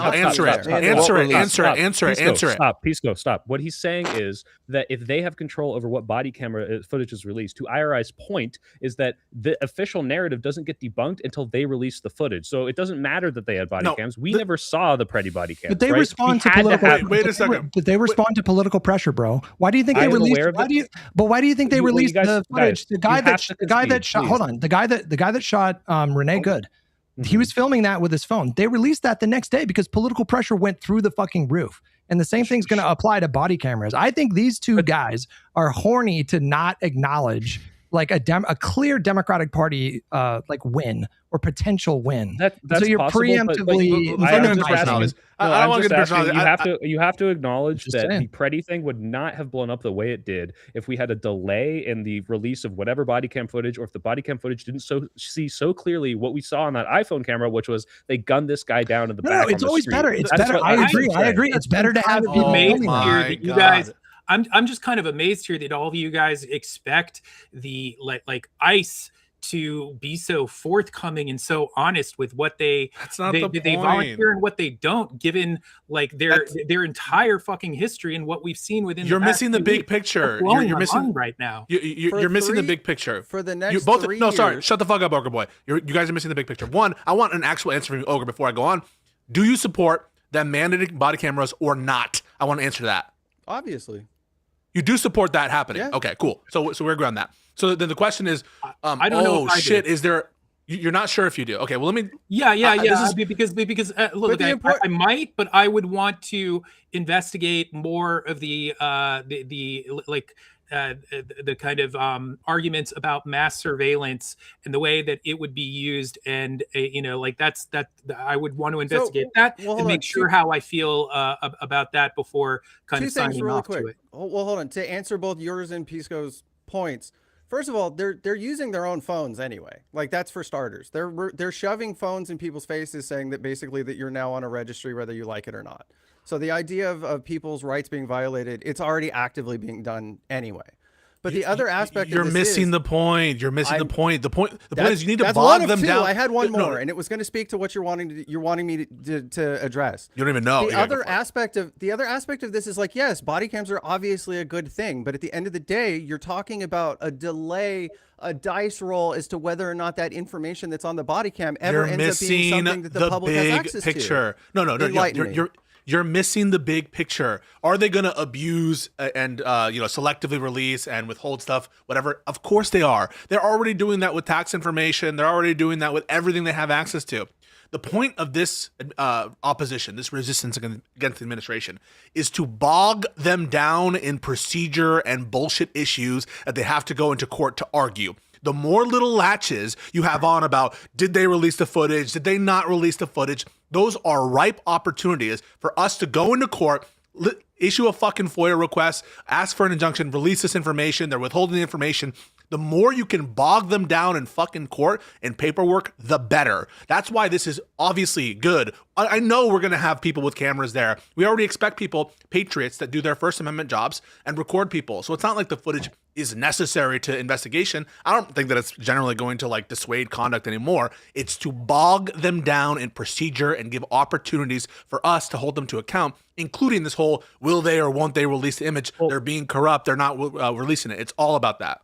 Pisco, just to make sure we're not talking past each other, I think Ogre Boy's obviously said, and Vadim as well, for the most part, Ogre's that fine. Body cameras are good, right? The problem is to see this as a huge win when what you just said, it's going to bog them down in some sort of bureaucratic, thing where we can attack them here in these courts. That versus having transparent body camera footage of them doing something viscerally wrong and releasing that the day or the day after is such a bigger win compared to what you're describing as not a bad thing, but I don't think would have nearly the same amount of public outrage, the same amount of support for ICE plummeting, the same amount of pressure that allowed us to push the ICE out of Minnesota. I don't think that would have happened without the camera footage of this person recording. And if that wasn't there, mandate because they're just going to break the law. They're just going to break the law. I mean, you can't trust them to follow the law, even if you were to pass it. You're talking about administration that is completely lawless and shit. Yeah, no, I agree. Would it be better if you mandated after every shooting all the body cam footage gets released? No doubt. Would I be okay with them arguing from that position? No doubt about that either. All I'm trying to say is this is good. This is what we want. And we want also the headline being Republicans bent to Democrats. Republicans saw that this was bad because guess what? That's blood in the water. That's blood in the water that invigorates us. That to know, for example, another example of this is when they left, quote unquote, left Minnesota. Even if they didn't, right? Even if they didn't, that headline by itself is fucking helpful. And so I have no problem whatsoever for us taking this W. I do think that, and you guys heard me, right? I was mad about Schumer, or it was Jeffries, about the whole citizenship thing. And so there are plenty of things I think you can fault Democrats in terms of negotiations, but not this, in my opinion. Okay, guys, I have actually the transcript of the interview that I was talking about with, his name is Alex Karaken. I'm not going to try. Complicated last name. So I can read what he had to say here, and I think it's worth hearing. So here I go. If I have to say one thing in this moment, it is, do not become distracted by meaningless and counterproductive so-called reforms. Everybody who studies these questions understands that body cameras are not a reform to any form of police violence. There has been overwhelming research. There's so much research and overwhelming consensus on this question that even the federal government's own position for a decade or more has been that body cameras do not reduce police violence. Okay, that's the consensus. So you have to ask yourself, in the wake of outrage over police violence, why are so many public officials, particularly Democrats, pushing body cameras? I mean, after all, the person who shot Renee Good filmed himself in that interaction. When what we know from all the data is that there was a moment when the police were so desperate to get body cameras, so were prosecutors. They badly wanted them to dramatically increase their surveillance capabilities, to link facial recognition software. There was billions of dollars at stake in cloud computing contracts for the tech industry and the surveillance policing industry. The prosecutors wanted them so they could prosecute in higher volume, low-level cases against the most vulnerable people in our society. There were all these reasons that they wanted them. They wanted them for crowd control. You're seeing now with ICE, when they go out on the streets, they have these cameras. They scan the crowd. They're mapping people's faces. The policing industry wanted body cameras. They wanted them so badly that before they got public funding for them, they were getting private donations from people like Steven Spielberg because they were so desperate to get these cameras. Now, there's probably a lot more here that is worth reading, but it goes on for several paragraphs, and unfortunately I haven't read through it, but I think that just from that alone, we're starting to see this expert's very clear opinion that these conditions that they're holding out for are, according to him, like just meaningless and in many cases counterproductive. So I'm going to go with this gentleman's point of view because I think that he knows more than all of us combined. Who is this person? Like I don't trust this bear session. You say you trust this person on the basis of his expertise. What is this expertise? Off the top of your head, do you know? He's the author of Propaganda. He is someone who speaks very often on myths about immigration, crime, and policing. You're not talking about his credentials. And the last thing that I'll say also is that Democracy Now! I mean, like, I would like to be able to give you more in the moment about this particular person, but Democracy Now! Is excellent journalism. They they are very discerning with the people that they have on and the experts that they choose to speak to on topics like this. But so, I have an even better idea. I have an even better idea. Okay, this is what we'll do. Okay, we'll encourage all of our protesters not to take videos either. No one will take videos. Wait a second. Let me finish my thought. Okay. Well, okay. So no one will take videos. And because you agree, right? If people are like taking videos with their cameras, all these different angles, that's going to be these tech billionaires like fucking Elon Musk, they're going to be able to use all of that data to put it into their Palantir systems, right? Mm-hmm. So we should encourage all people not to record, correct? No, because first of all, why is the framing disingenuous, Ogre? First of all, you're talking about average citizens versus the state, for one. I know I'm talking about that. Why is the framing disingenuous? It's called a fucking comparison. Well, Pisco, I think because they're not saying we shouldn't record. They're just saying this is lackluster compared to what they really want. No. Sorry. So sorry. I just responded to a fear regarding tech surveillance and using facial identification, to identify people related to crimes in these networks. That would be true both of body-worn camera footage and freely published imagery and videos from people who are recording on the scene. Correct?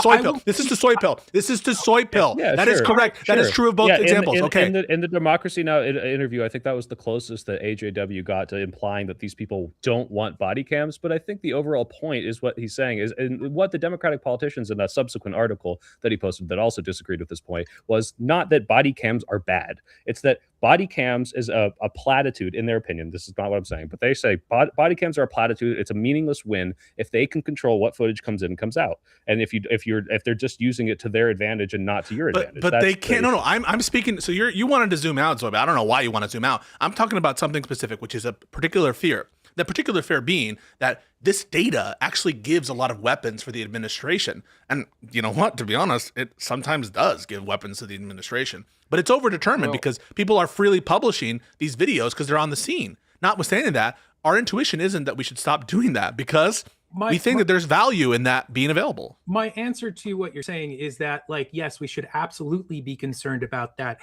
We should be, as a society, and also just political content creators on the internet, my opinion is that we should be speaking up about these issues so that hopefully mass surveillance doesn't get to the point where every single time that we shoot like some video, it's just going into the Palantir system. Now, we might get to that point, and even if we do get to that point, I would argue that it is still better for civilians to be shooting people because, again, we have the matter of, like, are the authorities going to actually be forthcoming with the footage that we want them to? No, of course not. So it is still a net win for people to be shooting what they can, because then they are kind of like more in a position where if shit goes pear-shaped, they can fucking do something. What about Palantir? What about the threat? Pisco. We got 30 minutes left, and I do want to take a step back and talk about, because Josiah actually have a perfect super chat to transition to this for the last half, because this is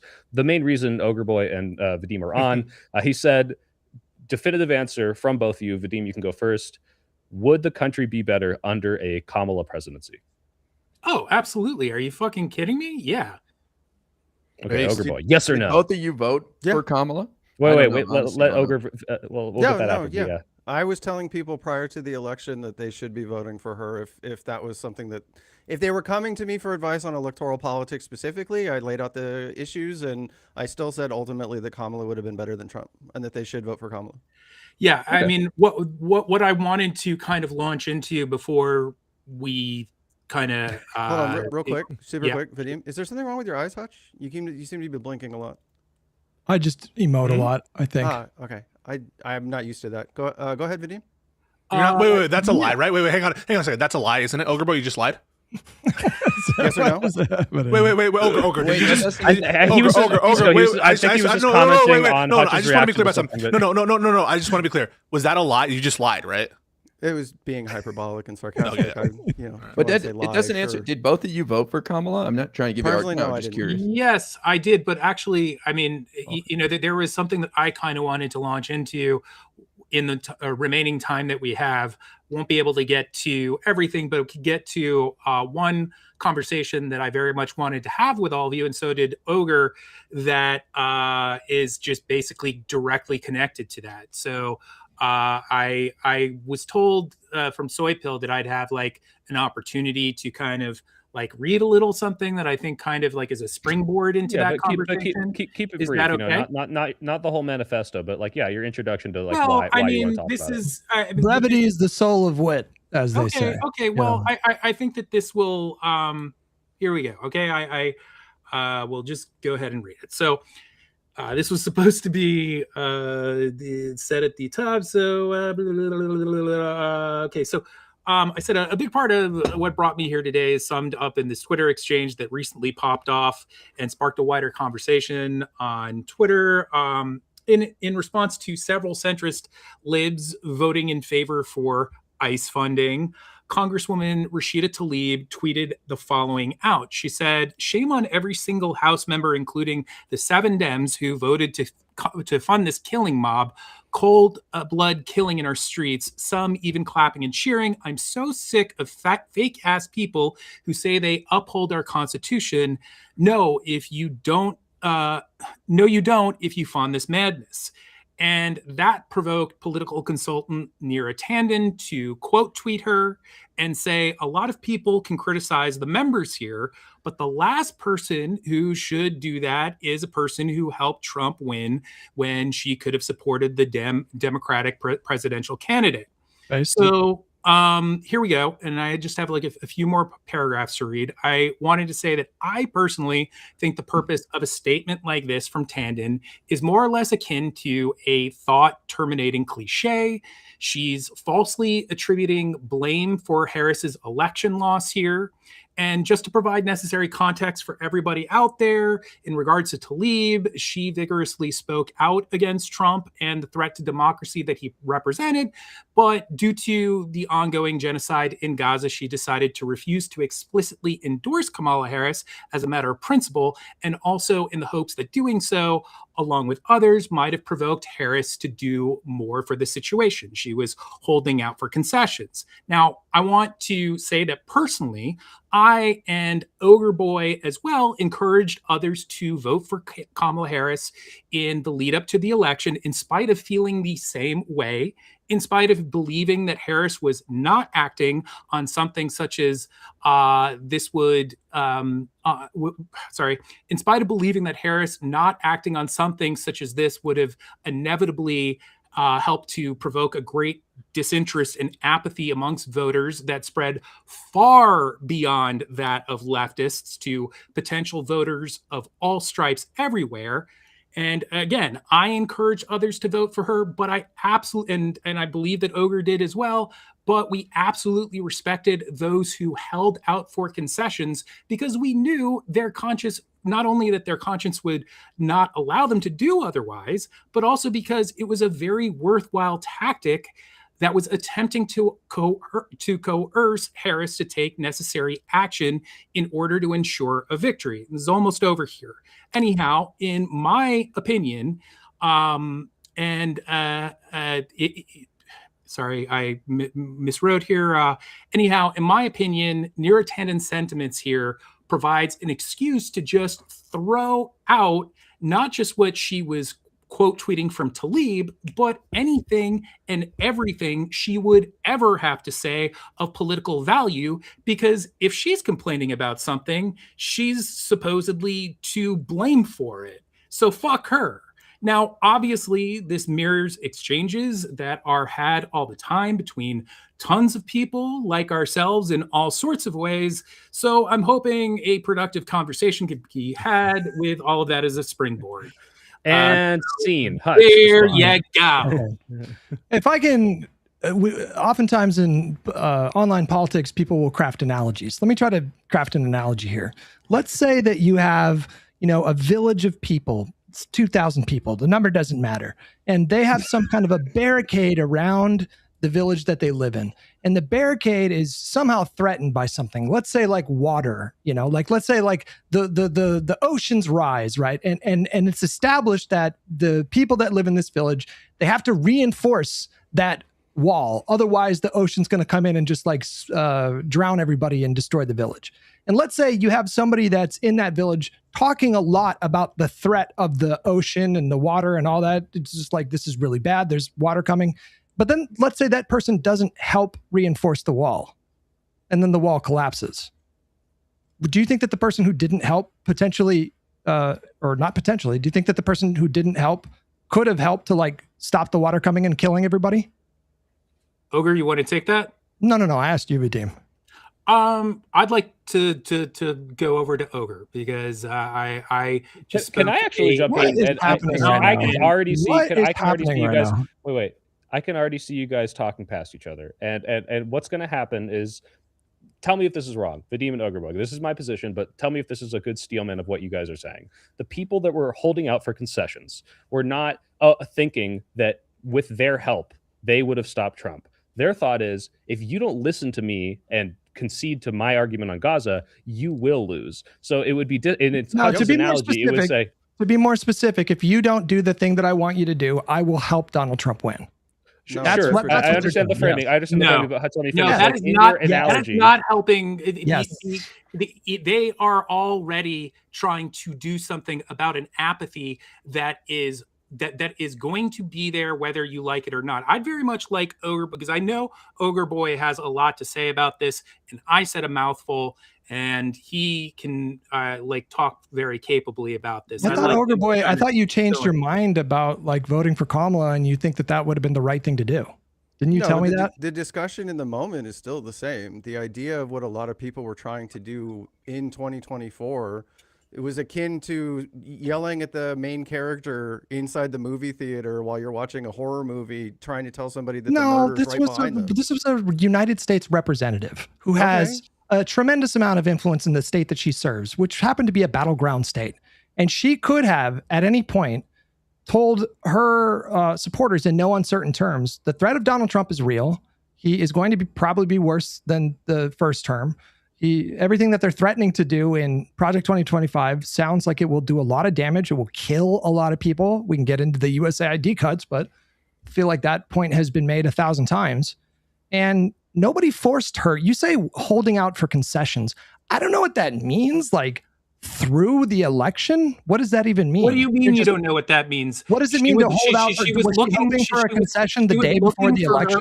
Was she hoping for a concession on the day of the election? Looking for her to either do a weapons embargo or to and that didn't happen. Or to promise a ceasefire. Hopefully, and that didn't happen. But that was fucking right. If she had done that, 10 million people are going to die from USAID cuts, and it's partly her fault. It's partly her fault. Yes. Vadim, what he's asking is, yes, holding out for concessions, a valid. He understands the concept of, hey, I don't really want to endorse until you do this. But once it becomes clear this is not going to happen 24 hours before, because she's not going to pass that in 24 hours, why not at that point then endorse? Because it's a fucking genocide. Is Donald Trump is he a fascist? What's that? Is Donald Trump a fascist? Donald Trump is a fascist, and that's why. Is MAGA and that's why, as I said, is MAGA a nascent fascist movement? Is there an emergent fascist? Throughout her campaigning, spoke to that constantly. You're not. You seem to be just breezing past the responsibility that people have to use their influence. People are automatons. To use their influence to affect the best possible outcome. Okay, if you are a sitting representative, the best possible outcome. You don't need to interrupt every time I speak, Vadim. Yeah, but you're let me speak. I am not long-winded like you. I can make my point in 10 seconds without 50,000 qualifiers. Go ahead, then Vadim respond. Okay. You seem to be of the mind that people don't have a responsibility to use the influence they have to affect for the best possible outcome. You think that people get to? I'm saying that this is the way that they are using their a couple influence. Seconds. You seem to think that people can just absolve themselves of any responsibility that they have. She's a United States representative. Okay, you cannot tell me in one breath that Donald Trump is a fascist, and then in the next breath tell me, but I'm going to stop short of endorsing the only person that could beat her. Don't tell me what I think. I'm telling you what you're telling me, bro. You're saying that she didn't have any responsibility. Okay, let Vadim respond. You know, you shaved your head, and I think maybe you have like some sort of let's not do this. Don't go there. It's beneath you. It's beneath you. That gives you like psychic powers now. That the lack of hair allows you to pierce my brain and know what's going on inside just say you need a nap. Wait, Hutch, let him respond. Let him respond. Okay. Let him tell you what he thinks. Okay, let's go. I think that they were using their influence to the best of the ability that they could by holding out in order to get something which they knew was the only thing that would win the election. Them kind of saying this scenario in which they kind of bit the bullet and did some sort of please vote for her. Like I know like it's a genocide and they've like completely ignored us. They didn't listen to us at the they kicked us out basically at the DNC, and they are just kind of like shitting on us by funding a genocide of our community. Please just go ahead and vote for her anyway. Yes, maybe in some cases that would have gotten a few more people out to vote, but that would not have created the sort of groundswell of support that would have occurred if they were successful. Okay, I follow you. So if they don't have influence sufficient to make any kind of meaningful impact on the election, why were they making demands? Well, because how did maybe, hang on, What pause other on that for options did they hang have? on, pause on that for a second. Oh, yeah. What leverage did they have? You're saying, well, they couldn't have really made a difference. Then what doesn't that annihilate the very premise? Like, it's absurd that they would be holding out for concessions, because what leverage do they have? What other options did they have other than trying to appeal to their representatives? There's also another aspect of this, which is just kind of like at a certain point, people do have certain kind of like principles that they like are going to like hold to, and that's under. I mean, is there no situation where you guys would like where you would respect someone who did the same if like, I mean, like no, there are some situations. No, there are some situations. It's just they didn't present themselves. Well, if there are some situations, like Vadim, for example, I've very often said, of all things a genocide. What like I'll tell you why. If you're going because have, there's I'll tell you why. If you're going to just last sentence, okay? If you're going to have the cutoff at some point, then like why is like a genocide not the point where you start doing that?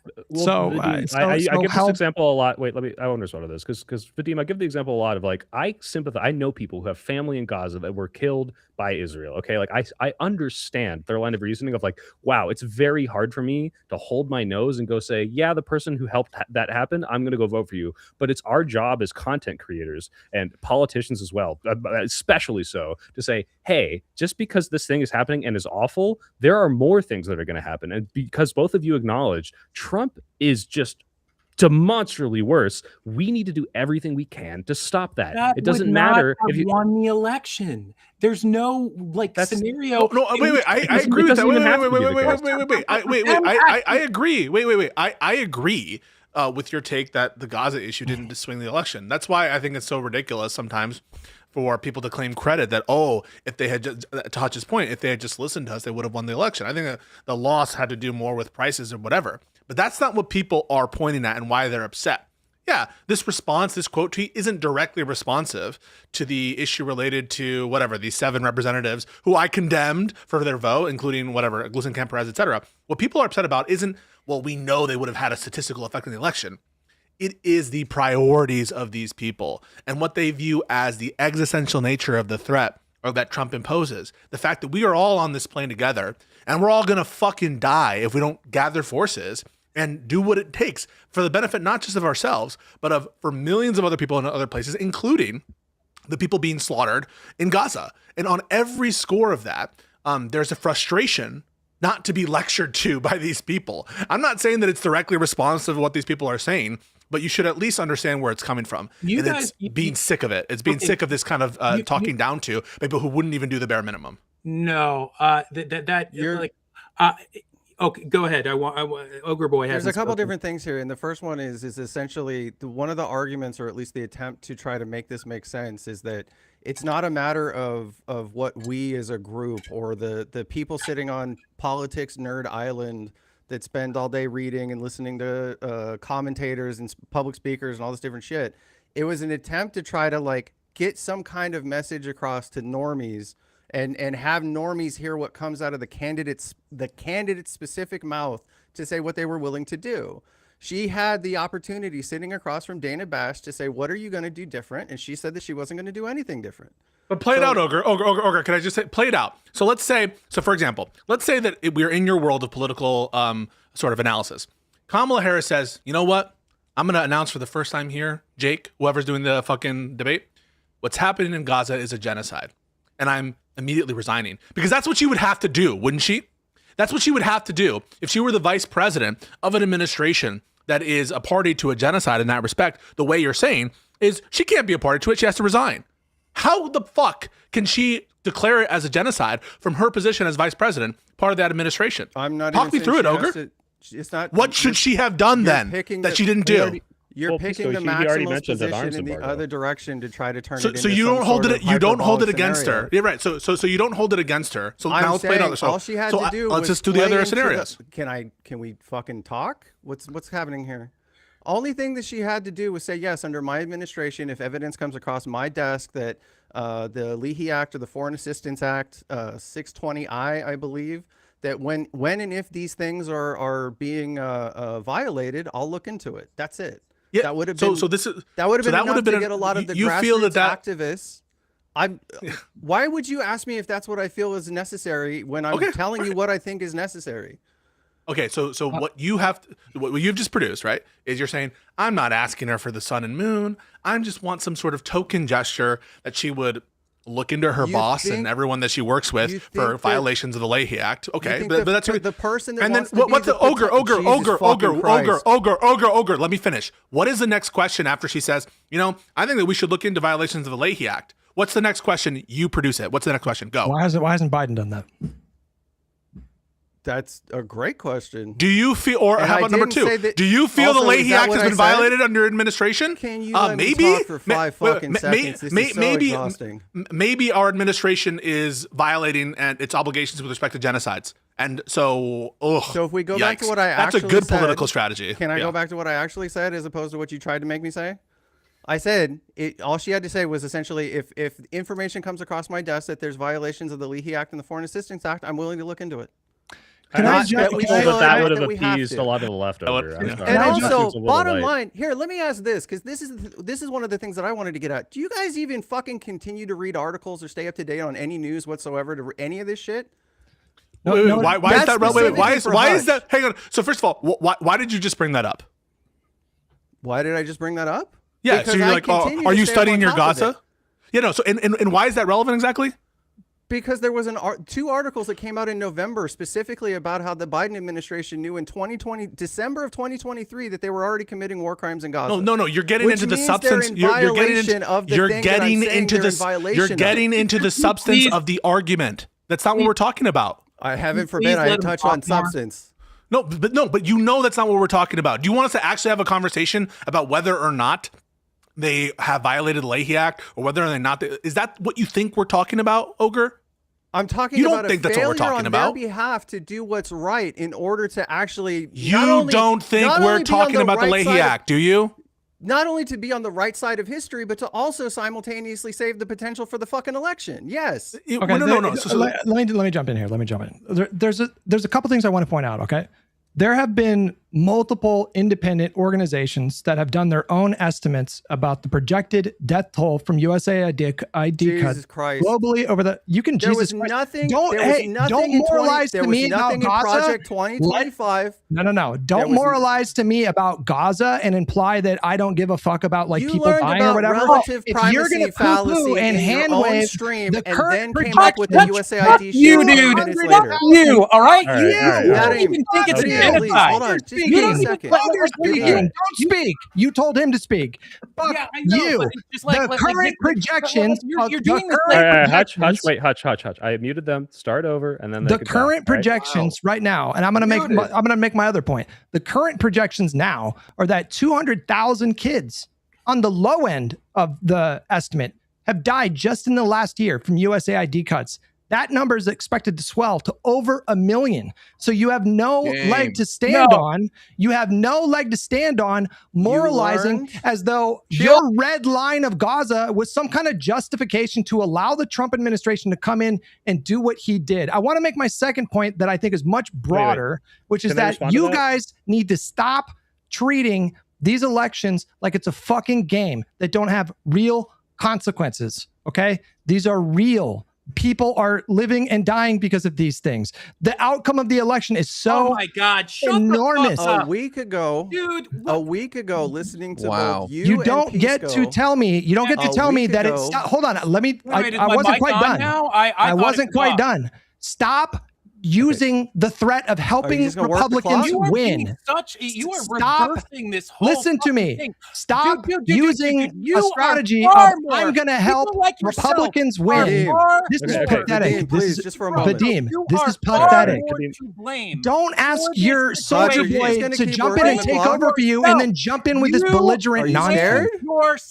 Do I look scared, Ogre Boy? Do you two intimidate me? Okay, wait, Hutch, let him respond. No, I was not. Let me make my last point. Okay. You guys, Let me respond. can you mute them for a second? Mute them for a second. I'm serious. I might be you 'cause clown. you let him respond.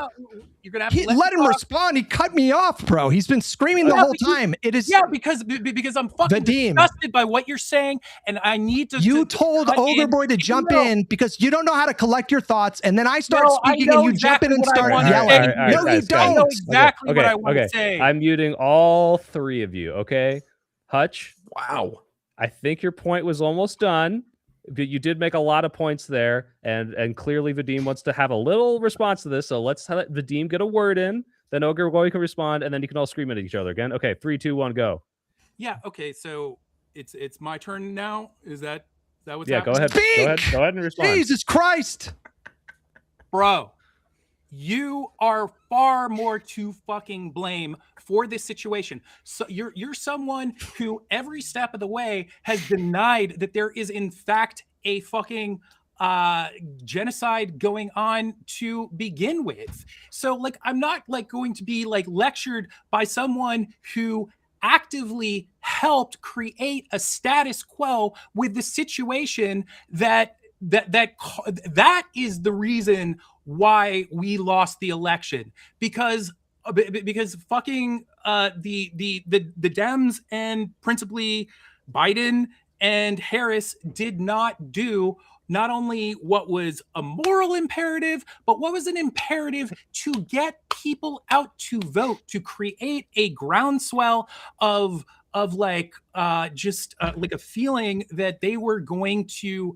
actively be different than Biden, and you have to start from like, in order for me to like vaguely respect anything you're fucking saying, you have to like actually acknowledge all of the experts and like the massive amount of data that we have that points to it actually being a genocide before you try and guilt trip us about this bullshit. Go ahead, guys. Did you see the exit polls, Vadim? Like that issue was nowhere near the top of why people voted.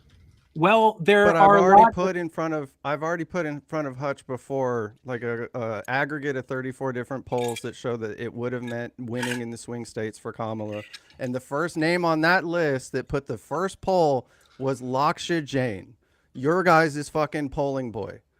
Like the information. Our polling was boy. polling boy. The guy we had on for podcast is our polling boy. So we did you guys glaze? That's your boy. Hutch is your boy. This is your polling boy. What do you? It was inflation and immigration. Inflation and immigration. I'm not talking and about you're right, nationwide. I'm talking about in the swing states, which she lost. Wait, wasn't it all? It was all of them, right? Right. So yeah, wait, just pause right there. Why did you say? Oh, it was all of them, right? Are you like trying to dunk on the fact that she lost? Like, wow, like you're happy she lost? That's what it seemed like, but you can dispel that, right? No, my name isn't Cenk. Why did you? Wait, no, but why did you do that there, right there? You were like, all of them, right? All of them? Because like you're trying to twist the knife? Why are you trying to twist the knife? I'm asking, are you trying to twist the knife when you do that? Because there's also an absolute refusal to learn any fucking lessons from this whatsoever, and blindly, reflexively defend people that didn't want to win. Okay. Can I jump? She left. She absolutely explicitly left votes on the table. And the real bitch of this is I actually brought like a full 2 pages of fucking notes, clips. I got shit that I was going to use to make my fucking case. Those analyses. I thought there was going to be something fucking substantive which that was going to happen. I had a conversation. I had a conversation with Prime about this stuff, and those analyses, they only do like one part of it, which is like how many votes you would have gained. But you don't do the calculation on how many votes you would have lost. And that's what's so insane about this entire thing. You know, but that's my point. You guys, listen, this is actually, to me, this is actually really important. There's an element here that you guys, in Hutch specifically, which the whole point of this was like, Vadim and Ogre Boy confront Hutch. There's a whole cross-section of this information that you guys never present to your audience whatsoever. There's a half of this story that's completely missing, and then maybe they could come to the conclusion. This is bullshit, Ogre, because you know I get a lot of shit because I am someone who thinks that like we shouldn't be doing this kind of like pivot to Manchin or whatever the fuck it is. I get a lot of shit for that kind of stuff. And when I say I don't think lefties cost them Kamala the election, I'm basically saying that by and large, the left came through for Kamala. That's my empirical conclusion based on the data that we have available. What you're suggesting is the left did cost Kamala the election. That is what you are suggesting. Right? No. So I'll ask you now. Did the left cost Kamala the election? No. What? Why not? That's you're missing virtue the of what? point. In virtue of what? The The whole virtue point of what is did the they loss asking? in the Election. swing states. It was the loss of the normies, the ones that don't pay attention to politics the way that we fucking do. They cared about Kamala's position. So the ones who are not read in on Israel-Palestine, those are the ones she lost. Off of the bare minimum information that they have the ability to even pull their heads up from their lives and take a look out on a daily basis. And they knew enough to know that Kamala. And then when Kamala has the opportunity to go on a national stage and say what the fuck she's going to do different, including Gaza, was basically she's not going to separate herself, which she also Understand how fucking insane that lied is. about during her book tour. You're suggesting that the Could've least just informed lied. among us. Guys. She could have just fucking lied. Politicians do it all the time. She could have just lied, and She had her people. and And then say what? And Wait. say what? and say that she was going to implement an arms embargo or force a ceasefire. She could. All right. What's the that what you question, want her to lie to you? Vadim? First of all, I mean, that's not going to be. People are going to be upset that she lied or whatever. I don't want But her to two, lie, but I'm just saying to like. Imagine she said this. Imagine she says this. I believe that there should be an arms embargo on Israel. Yeah. What do you think is the problem with the sitting vice president coming out and saying that? I don't know, but it was the right thing for her to do. It undercuts Biden in the course of the negotiations that they're actually having, where he was actually trying to push for a ceasefire near the end. Yeah, If, and that his vice president over there talking genocide, talking arms embargo, talking all that that stuff. would be These are great. sensitive international That would be great, conversations. actually. Just so you're aware. People wanted there to be they were getting sick as fuck as All right. Biden. And so they wanted a departure, And especially number two, wait. I just want to finish. And number right. two, she looks weak. It'll make her look weak. So I'm not saying that I don't agree with the policy. I don't think that we should be. I don't think we should be giving funds to Israel. But the political, but the political. No. It makes her look weak. It makes her look weak. It does All right. not make her look weak. Okay, all Otherwise, right. there's nothing strong about capitulating to like your boss. I Like, wanna- just asserting yourself and doing something different, which the whole country wanted her to do, would have protected strength. Can I Go agree ahead, with you, Vadim. Vadim, Hutch. and just say briefly, I agree with you that Kamala did not do a good enough job separating herself from Biden and showing how she would be different. I don't think it would have mattered on the issue of Gaza. I think it had way more to do with inflation and what she would do for this country to make people's lives better. Well, hold on. Okay, well, to I be agree fair, with can I play off that for just a moment? Go for it. So, first of all, no, that wasn't the singular thing, but it would have been an indicator that she was willing to start branching off in a different direction or a slightly different direction from Biden. That you're correct in that. It wasn't the only thing, but there would have been enough there to, I think, especially if it happened earlier, that could have gotten a lot more grassroots attention and pushed her campaign farther than what it had. And I still, But like I don't- said, okay. Why are we I even would- fucking? Wait, can I ask? Why are we even talking about this? This is a deflection because the difference is we are willing to acknowledge that there were mistakes. Let me finish. We were willing to acknowledge, and Harris herself is willing to acknowledge there were mistakes in the campaign. What you guys crucially are unable to acknowledge is that every voter who stayed home because of Gaza did a disservice to this country and should be ashamed of themselves, including you, Ogre. You tried to slide in and say, well, I told other people to vote. You did not vote for Harris. And so you have to reconcile She with won your my state. own shame, with your I own have shame, no shame. which you have not done. I have You should none. have shame. You should have None. shame. Not You even a should little have bit. shame. Okay. Because Okay, she so then- also, the other half I was going to say to IRI's point was that she lied about knowing the importance of separating herself. After the election, her people went on Pod Save America and said that they knew they needed to, but they didn't know a way. She goes on her book tour in front of the fucking View and says, I didn't understand that it was that important to even do it. All of this, so much of this shit is fucking cope. It's insane. We have had so many conversations on this podcast about how Kamala Harris could have run a better campaign. To my knowledge, liberals do not shy away from these kinds of conversations. They happen all the time. So that's fine. We can dive into that topic if we want to. I want to dive into something different. I want to respond to something specifically that Vadim said. You said or implied, right? And tell me if I got you wrong, that Kamala had a moral imperative, is the word that you used, a moral imperative to do everything she could to get out the vote to beat Trump, right? You said that. I said that. I said that she had a moral imperative to. I actually didn't say moral imperative in relation to her, but yes, you did. No, I didn't. But I'll go ahead and kind of say that I think she did. Yes, I think that any candidate should have a moral imperative to. Okay, all right. So she had a moral imperative, right? Get our funding out of a fucking genocide. Yes. No. I'm saying she had a moral imperative to do everything she could to beat Donald Trump. Do you agree with that? And so, Vadim's saying that yes, she would have. I understand that you keep going to that topic. I'm just asking you in generalities. Yes, you know, he said yes. He said yes. The moral imperative that performing this action would have won her the election. I very much believe that, and I can explain why. No, I'm past. Okay, listen. Why did she have a moral imperative to beat Donald Trump, specifically Donald Trump? I don't know where you're going with this. This is just walk with me. You're in this moment, you're kind of acting as though. Why won't you answer my question, bro? Come on. What are you doing here? I'm just asking a simple question. Why did she? Why did like fucking mind games? And you're not accepting the simple fact that. Okay, let me jump to the point. I just spare me, please. I just want to get. I've been very patient. You guys have been speaking. You're not engaging with me in good faith. I'm asking you good faith questions. Just let him go. You're not engaging with my questions. You don't want to do it. Fine. I'll just arrive at the point. You did say that she had a moral imperative to do everything that she could to beat Donald Trump. Yes. I agree. I think the reason why she had a moral imperative was because Donald Trump is uniquely dangerous, and him ascending to the office of the presidency was inevitably going to lead to mass suffering. Okay. What I put to you right now is that it's not, the moral imperative does not just rest with politicians. We are a democracy. We have a vote, and people with positions of influence, like politicians or even influencers, they also have voters.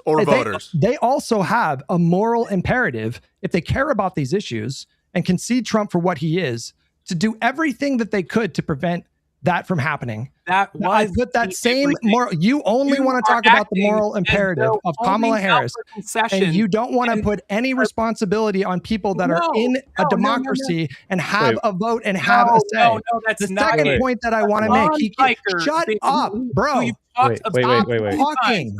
Stop. Dude, wait. I gotta be both of you, because you this is what was going to happen. You're talking about each other. Hutch, your analogy of the thing of they're not helping build the wall, right? Wait, Hutch, please, Hutch. I want you to listen to me, please, Hutch. The idea that tell me if this is wrong, Vadim and Ogre Boy, is that they're saying, hey, you need to build this wall out of concrete, and you stack. If I help you stack up mud, it's not going to matter.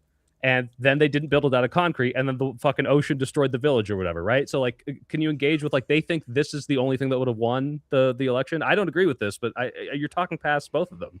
I don't need you to translate for them and be like an intermediary, okay? He's a big boy. He's an adult. He's a grown-up, okay? Are the people who you say that I was responsible, going back to what you just said, you say that I was responsible for Israel's genocide because you said that I was partly responsible for Israel's genocide because I talked about the issue on my stream and expressed skepticism about particular language.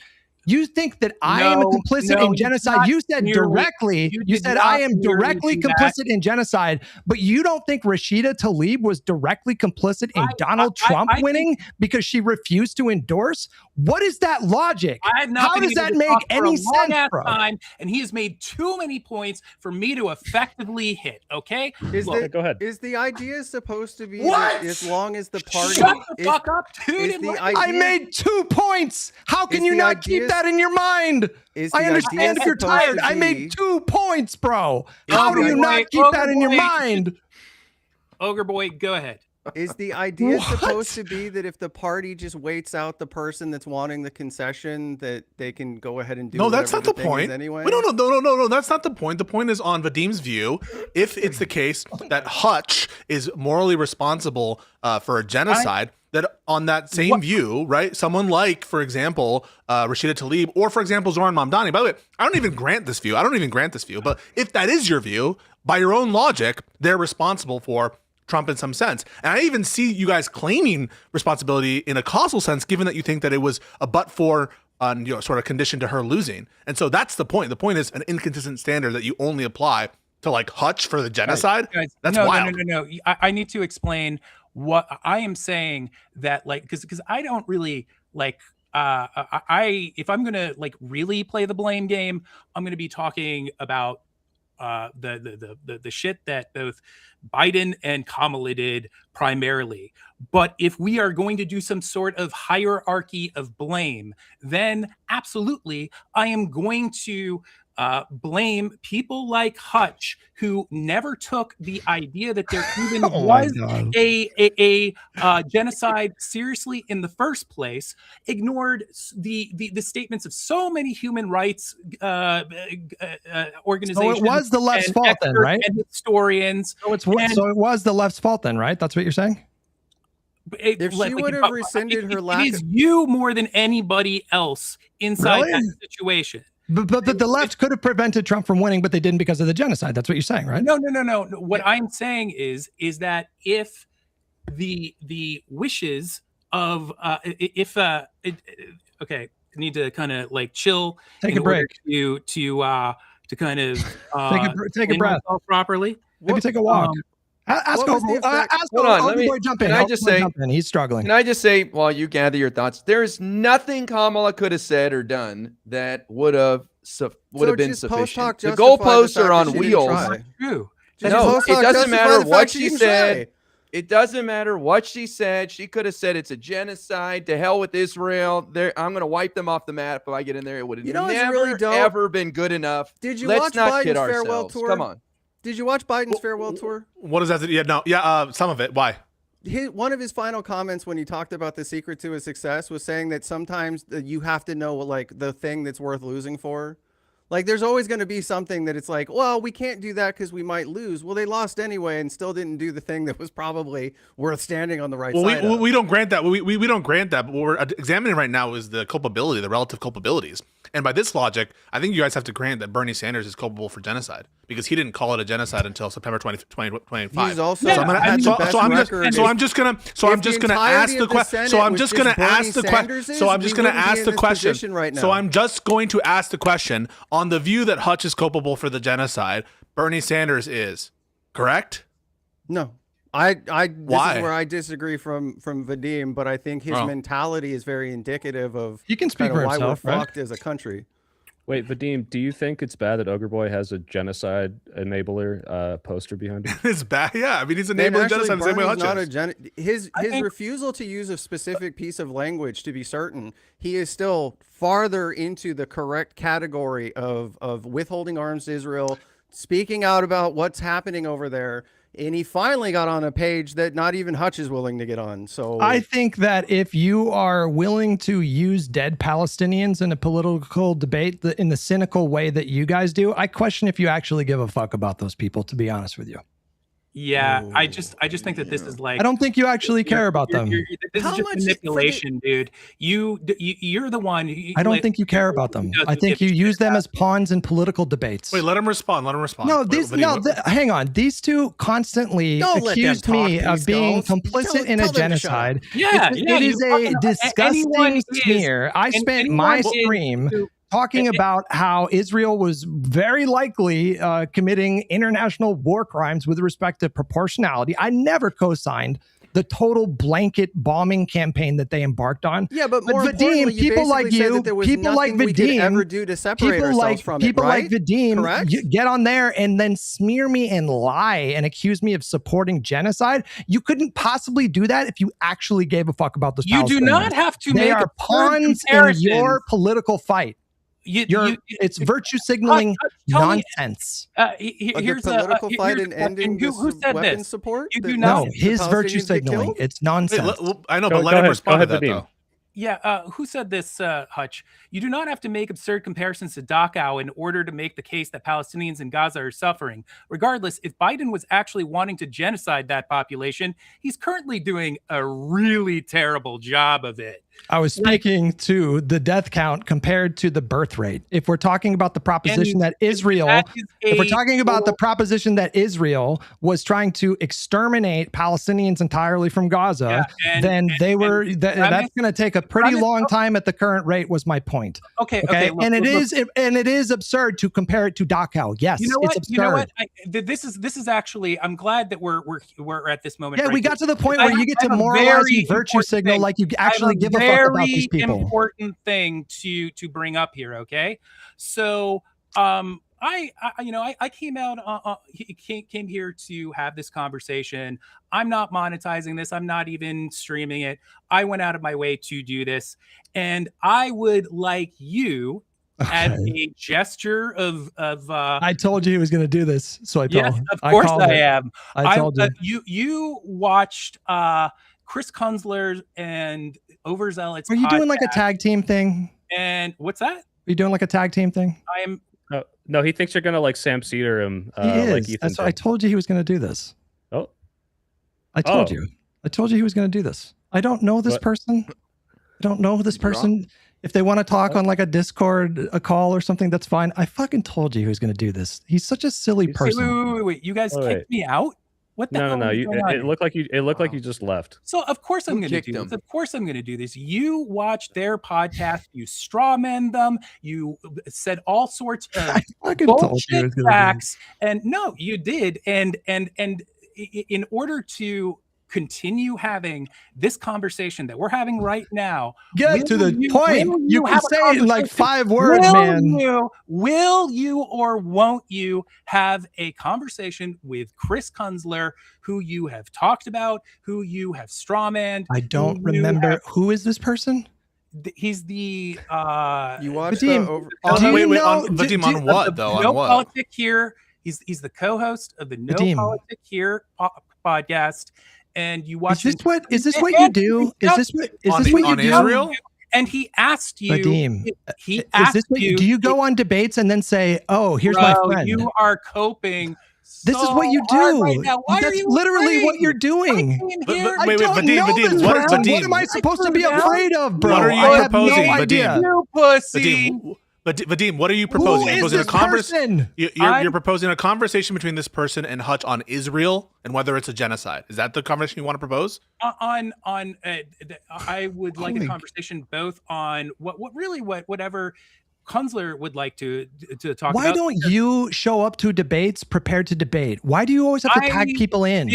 What is this? No, you didn't. You deflected to some guy who wrote propaganda, and you asked Ogre Boy to jump in when you feel overwhelmed, and now you're doing this weird thing that I said you were going to do. This is so embarrassing. Just you're not going to do it. For me, you're a pussy. Wait. Is it the conversation about whatever he wants to have a conversation about?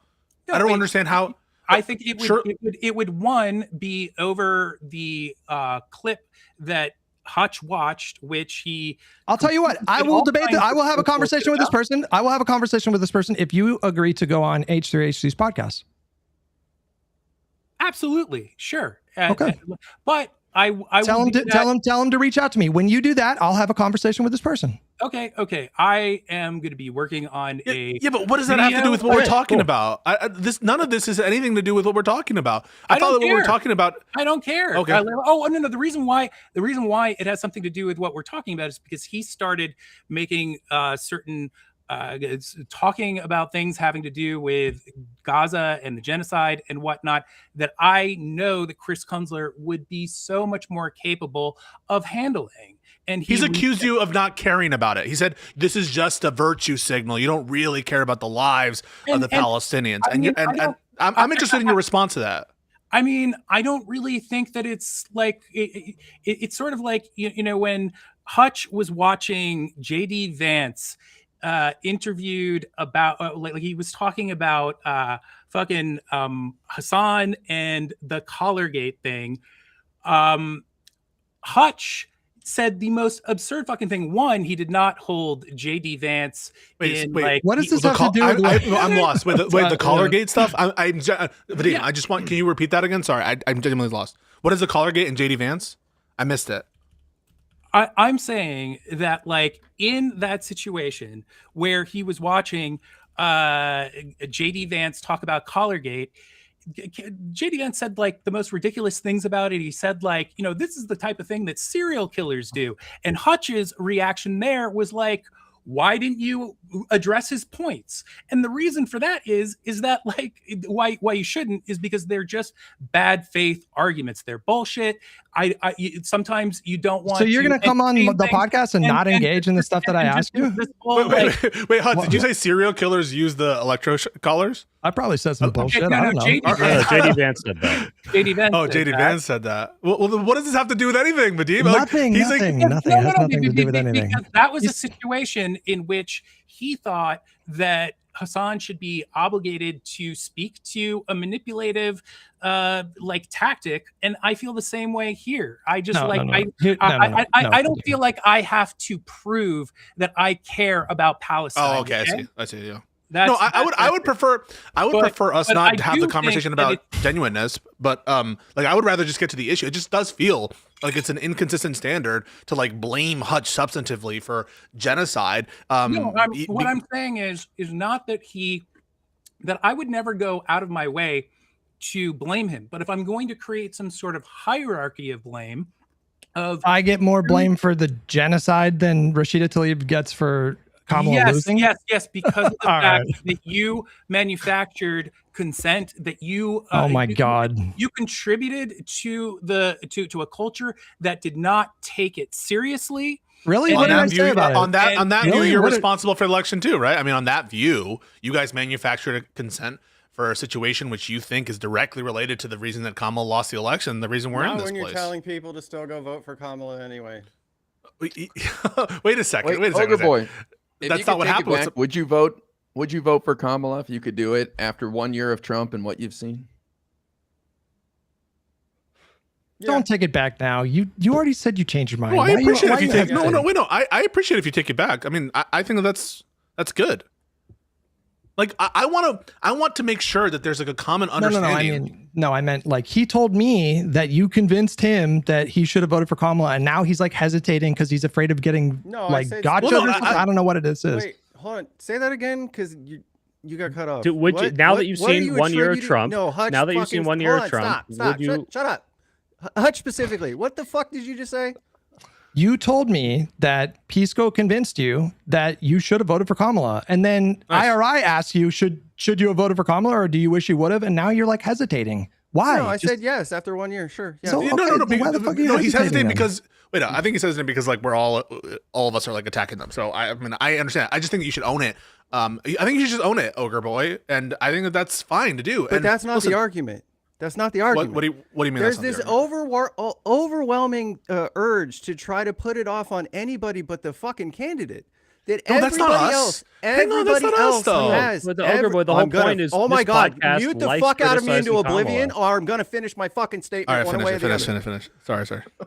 This constant thing, and especially this was one of the I don't have a big interest, believe it or not, and everybody across the internet and lib circles is about to scoff. I don't have some big desire to necessarily defend Hassan when it comes to the specific argument that you, Soypill, tried to make a couple of weeks ago.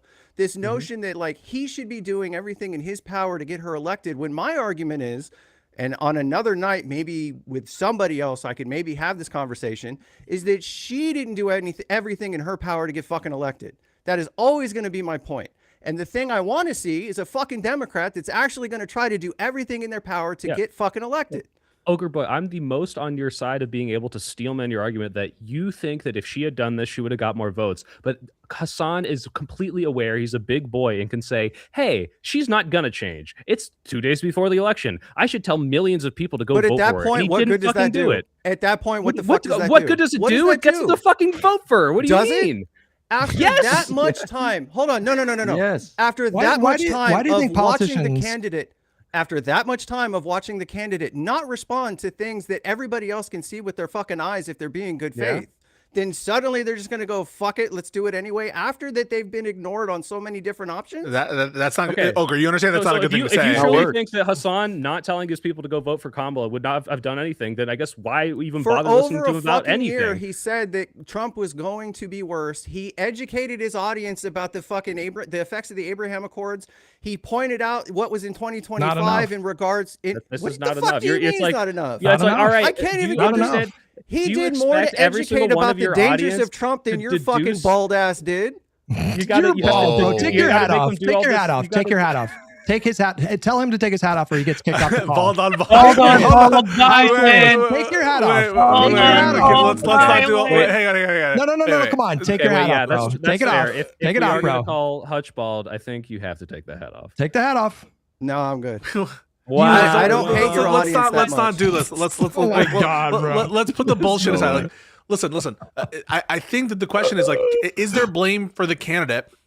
Absolutely. Everyone has their pet critique of Kamala. We've had it. We've had entire conversations about it. Is there blame for people who did not support the candidate? There has to be, right? Of course there is. Of course there is. How can there not be? And we just want to see a consistent approach. And so I don't think that the left cost Kamala the election. That's my view based on the data. I don't think that I'm not convinced that I agree. it was this withholding a vote. I think it has to do with what IRI said. It's people perception of Biden's age. It's the prices. It's the fucking economy, stupid. It's that kind of shit. All right. That's my view. But the anger comes when certain people try to like moralize and talk down who never ever signaled that they were going to vote for Kamala or said that they ought to vote for Kamala. That gets people upset. I think it comes down to. I think it comes down to your vote shaming. That's Let's shiny. Hold on. Let's shiny. Wait, no, talk. that would be yes, fine. we Wait, are no, vote wait, shaming. that's Damn fine. right Wait, no, we're vote Vadim, shaming. yeah, we're vote shaming. But We what's are wrong with vote vote shaming? shaming. If you voted for Trump, like we would vote shame, right? Yeah, but in a situation in which people are actively doing something that, I mean, like, again, if they had actually responded in this way, she would have won. I can explain why I think that. It's not because of the fact that I think that like that issue alone necessarily would have like enthused everybody to go to the polls, but it's like I said before, they wanted to see some like huge assertion of her individuality to separate herself from fucking Biden, and doing something that like that one would have like created a lot more like Vadim, we like agree with positive we agreed momentum, with and this then you already. would This have whole had- podcast and then you agrees would have that had- she could have and done then better. You would have had you would have had lots of people who are influencers who would be like genuinely excited rather than like saying like, oh, you know, like I know things suck right now, and Yeah, but what does it Vadim, matter? Vadim, What does it Vadim, matter if we influencers? agree. Please, agree. please, no. pretty please, instead of that, they You don't need to use that tone. You don't need to. You don't need to go pretty please. All you but you that's can very yeah, simply just that's what you are just accurately. No. I've never asked for that. Like, No. like, All I ask is that people tell the truth, Vadim. Just tell the truth. Donald Trump did is tell the truth. uniquely but they did that. Vadim, They did is- that. Vadim, They is did that. Donald- Rashida Tlaib did that. Vadim, Up and is fucking Donald down Trump the is Soviet let's go down this thread one more time your here. insistence that he didn't is bullshit. I did let you speak. Let's go down. Let's go down this thread again. Let's go down this thread again. Is Donald Trump a fascist, and is MAGA a nascent, emergent fascist movement in this country? Absolutely, which is why she had an All right, imperative. all right. You exactly made your what you were point. You made your holding point. Let me try to down make my point, okay? What does that word mean to you? So, like, what is the threat of fascism in America? What's the worst that could play out? This is just going to end the same way that it always does. Why Me don't saying you that just the answer my moral questions, imperative bro? All right, was forget for it. her Yeah, to it's fine. do this It's fine. thing. It's fine. We Yeah. saw We can move past. We can move past. her, It's fine. and we knew the way to avoid it. I'm done. It's fine. It's fine. What would it take? Can I ask a question then? What would it take for y'all to regret the posture here, or what would it take for y'all to be on our side? Like, if it were the case that Trump, for example, as he's planning to do, starts a full blown, or at least some people say he's planning to do a full scale war with Iran. If Trump, for example, really is able to institute an authoritarian state fully, such that there's no more elections, at what point, what amount of bad would it take for you to be like, This is maybe just this? What am I supposed to have done different? Is there any ridiculous other than what I've already admitted to? How is this a okay. ridiculous All question? right, wait. So How is this a ridiculous question? It's a ridiculous question because I obviously do not. I don't. It kind of presupposes that I'm That looking people have at a it responsibility. in a way that I'm not. It presupposes that people have a responsibility to do everything in their power to stop fascists from winning. Yeah, and Because I a candidate. Because if you everything in understand the their word power to fascism, do what they did, that was because a if you tactic. understand what the word fascism means and what the historical That was a examples of it tactic that wrought they took. upon this planet, Oh. then you would have to agree that people do have an individual responsibility to do everything in their power to try to prevent that from happening. Except the And you candidate. undercut the label of fascism. I don't think you actually believe he's a fascist, because if you did, No, you would because do anything to stop him You from guys- winning, right? You will not accept that I believe that by holding out for concessions, they were actually actively doing Okay, something. Donald Trump won. Which Great. is as important as voting. And Donald Trump won. Great. Yeah. That happens sometimes when you hold out. But Vadim, Oh, that Vadim, no happens one's sometimes. disagreeing. Fascism happens sometimes. Wait. Fascism. Vadim, No, one's wait, hold on. disagreeing. Wait, hold on. No, but- Fascism happens sometimes. Is this like a normal thing that just happens sometimes? No. Fascism. So this is was happening extraordinary. So this was because- extraordinary, right? Because morons like yourself did not take the fact that we were engaging in a genocide seriously. You still to this day don't take it seriously. Another pathetic deflection. You, my friend. That's why I say you don't care about these you, people. my friend, They're an ornament to you. more to Their the dead bodies are an position ornament that to we you. are in. You contributed far more to the position that we are in than those who like. But Vadim, no one's disagreeing that we can't hold our politicians' feet to the fire and say, hey, you guys really need to change up on that. Like, let's say you were right. Let's say Gaza would have won the election. We can say, hey, I can see the wave coming. You guys have to acknowledge this or you're not going to win. But you got to understand that we can criticize these things and also say, okay, but there's go a ahead, difference. buddy. There's a difference when you spend 24/7 with a scope purely on Twitter leftists versus But pointing I'm out not the doing failures of the. No. Yeah, He's we're talking, not- about, yeah. he's talking about Yeah, me he's right talking now. about- The difference here is we have talked at great length on this podcast and me on my own stream about all the myriad ways that I think Kamala Harris could have done a better She just didn't job go in that on enough campaign. podcasts. That's the difference. No, it goes that's way not, no, beyond. that's It goes bad way faith. beyond that. Wait, It goes.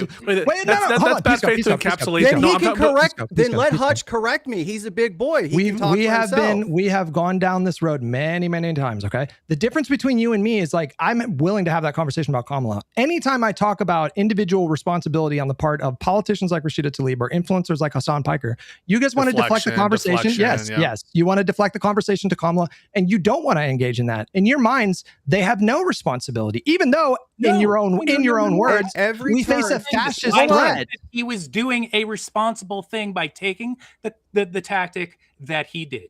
That was responsible. That was responsible. From here, I've said this a million times. We're just going in circles, and you guys are trying to like. You think, but just to clarify, you think I want to hear more just of what to clarify, Silver Boy has to say because I've just to talked clarify, to him a lot today, and you are apologize so for that, fucking Silver Boy. pathetic, bro. You are so pathetic. This is Don't try so to bait us. pathetic. Calm down. I've sat No, here come quietly on, bro. for the Don't last baby What him. am I? Like, this I is know being you are, but productive. what am I? Don't baby him. Every time you get overwhelmed, you Bro, deflect somebody no, else. It is the fuck you. saddest thing I have ever seen in I all of know my that years you covering are, like, politics. Can you go like 5 the, minutes without trying to destiny bait? pool of I'm sucking your not own baiting dick anything, during, bro. I am debate. not baiting But- anything. If you tell me No, you that are, we you are, face and you're face also a fascist coward threat, for not talking it to is Vadim, totally Vadim, You're a coward. incoherent. You're a coward. You can't Okay, even. great. Yes. You cannot even. Like, Yes, yes. I get it. Okay. Wait. He just agreed. No, wait. He agreed to talk to him, conditioned on Oh, you okay. doing the thing with All Ethan.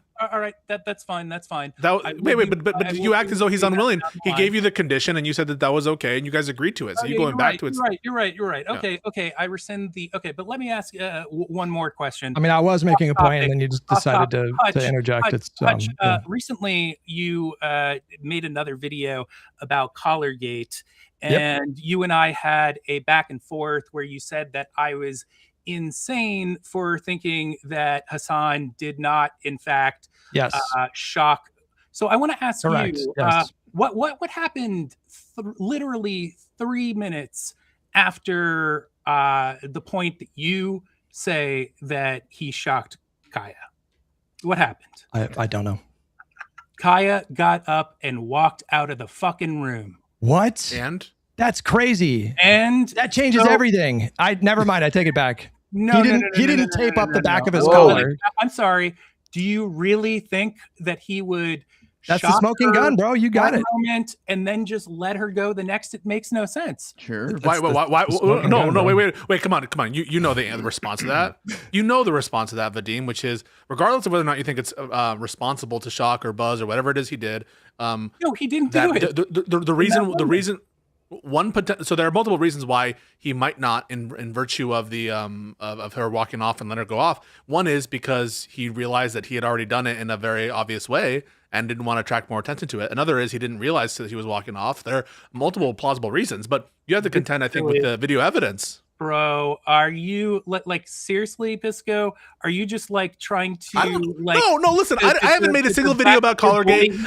No, stop. This is crazy. Are you knowingly lawyering me right now? No. I don't believe you actually believe. Listen, this.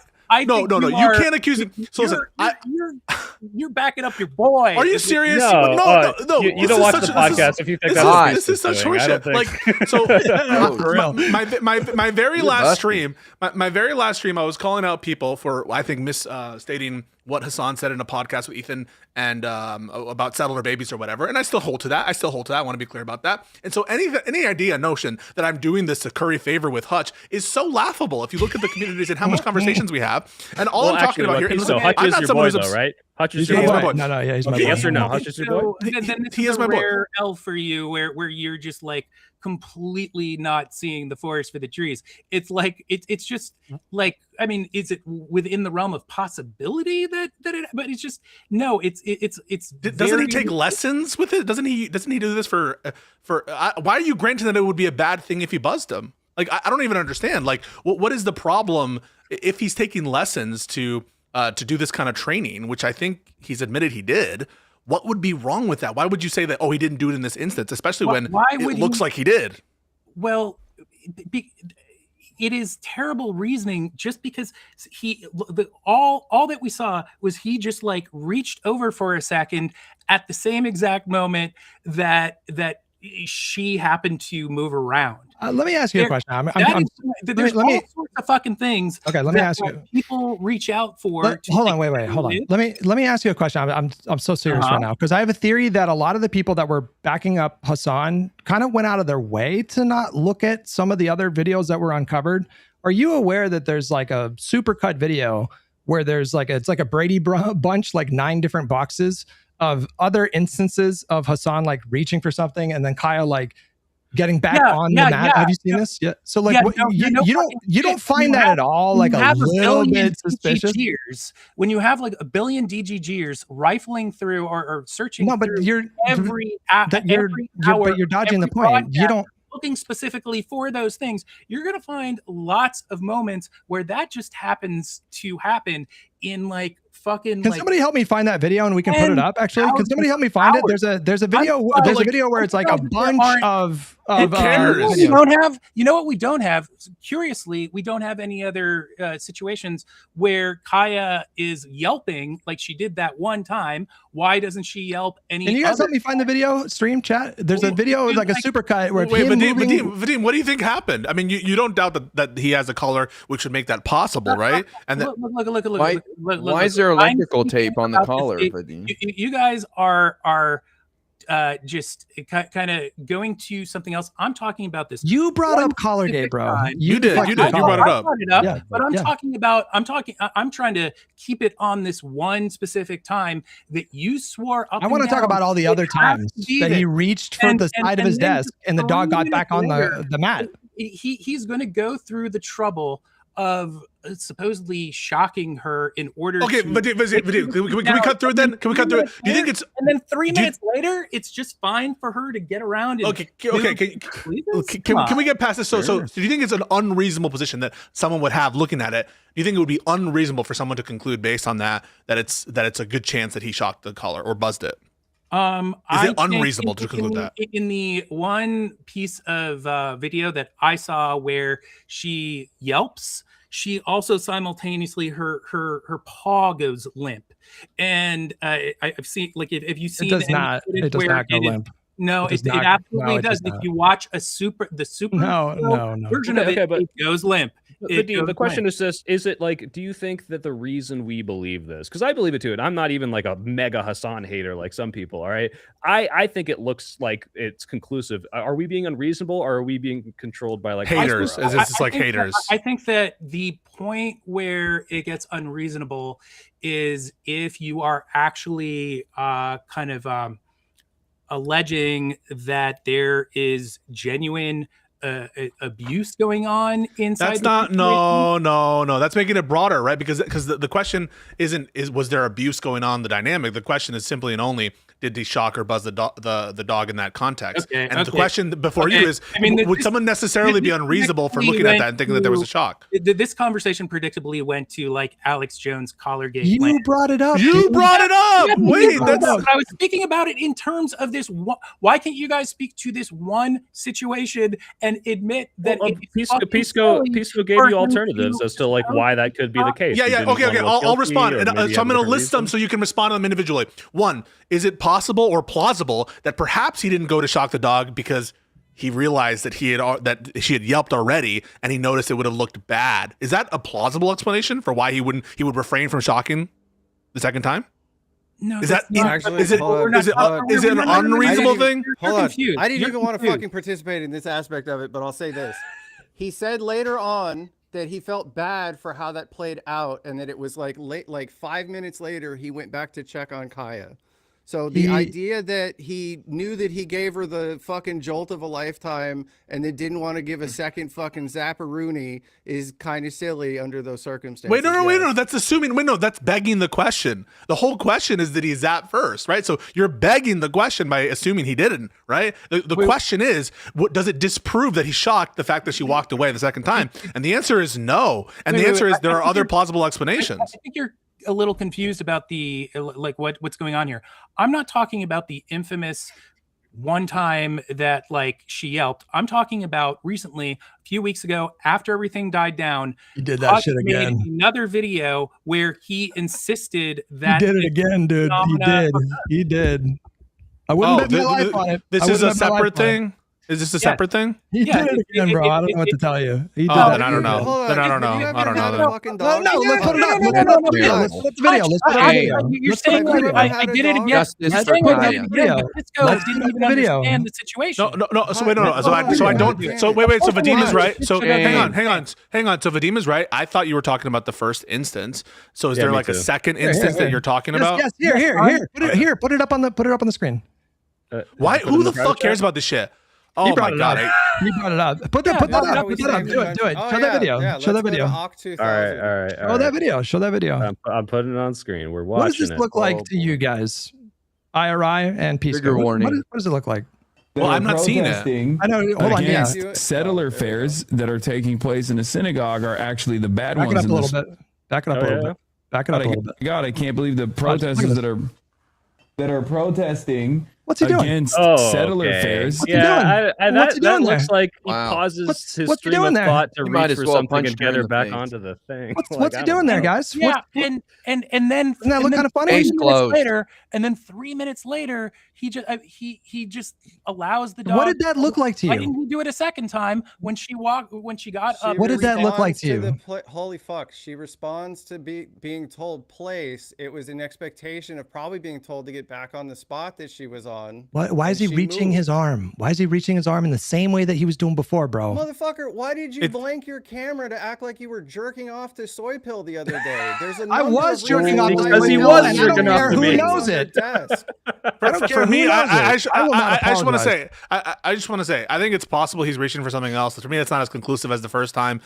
It looks like he's doing place training, right? He's doing place training or something. And I just don't understand, why is there this like back and forth about these equivocal videos about did he or did he not? Why is this so important to you, Vadim, that shows Hutch's? Because I don't know what's going on with Hutch. That Hutch is just so like I'm a big poo poo caca pee pee head, right? I mean, let's be real about this. He needs to kind of talk about shit like this because he doesn't have anything like really substantial of real value that people take seriously when it comes. Yeah, absolutely. Really? Do you need Ogre Boy to finish this thought too? We were going to get ready. Ogre Boy, get ready. He's going to tag you in soon. This was supposed. If you'll let me talk.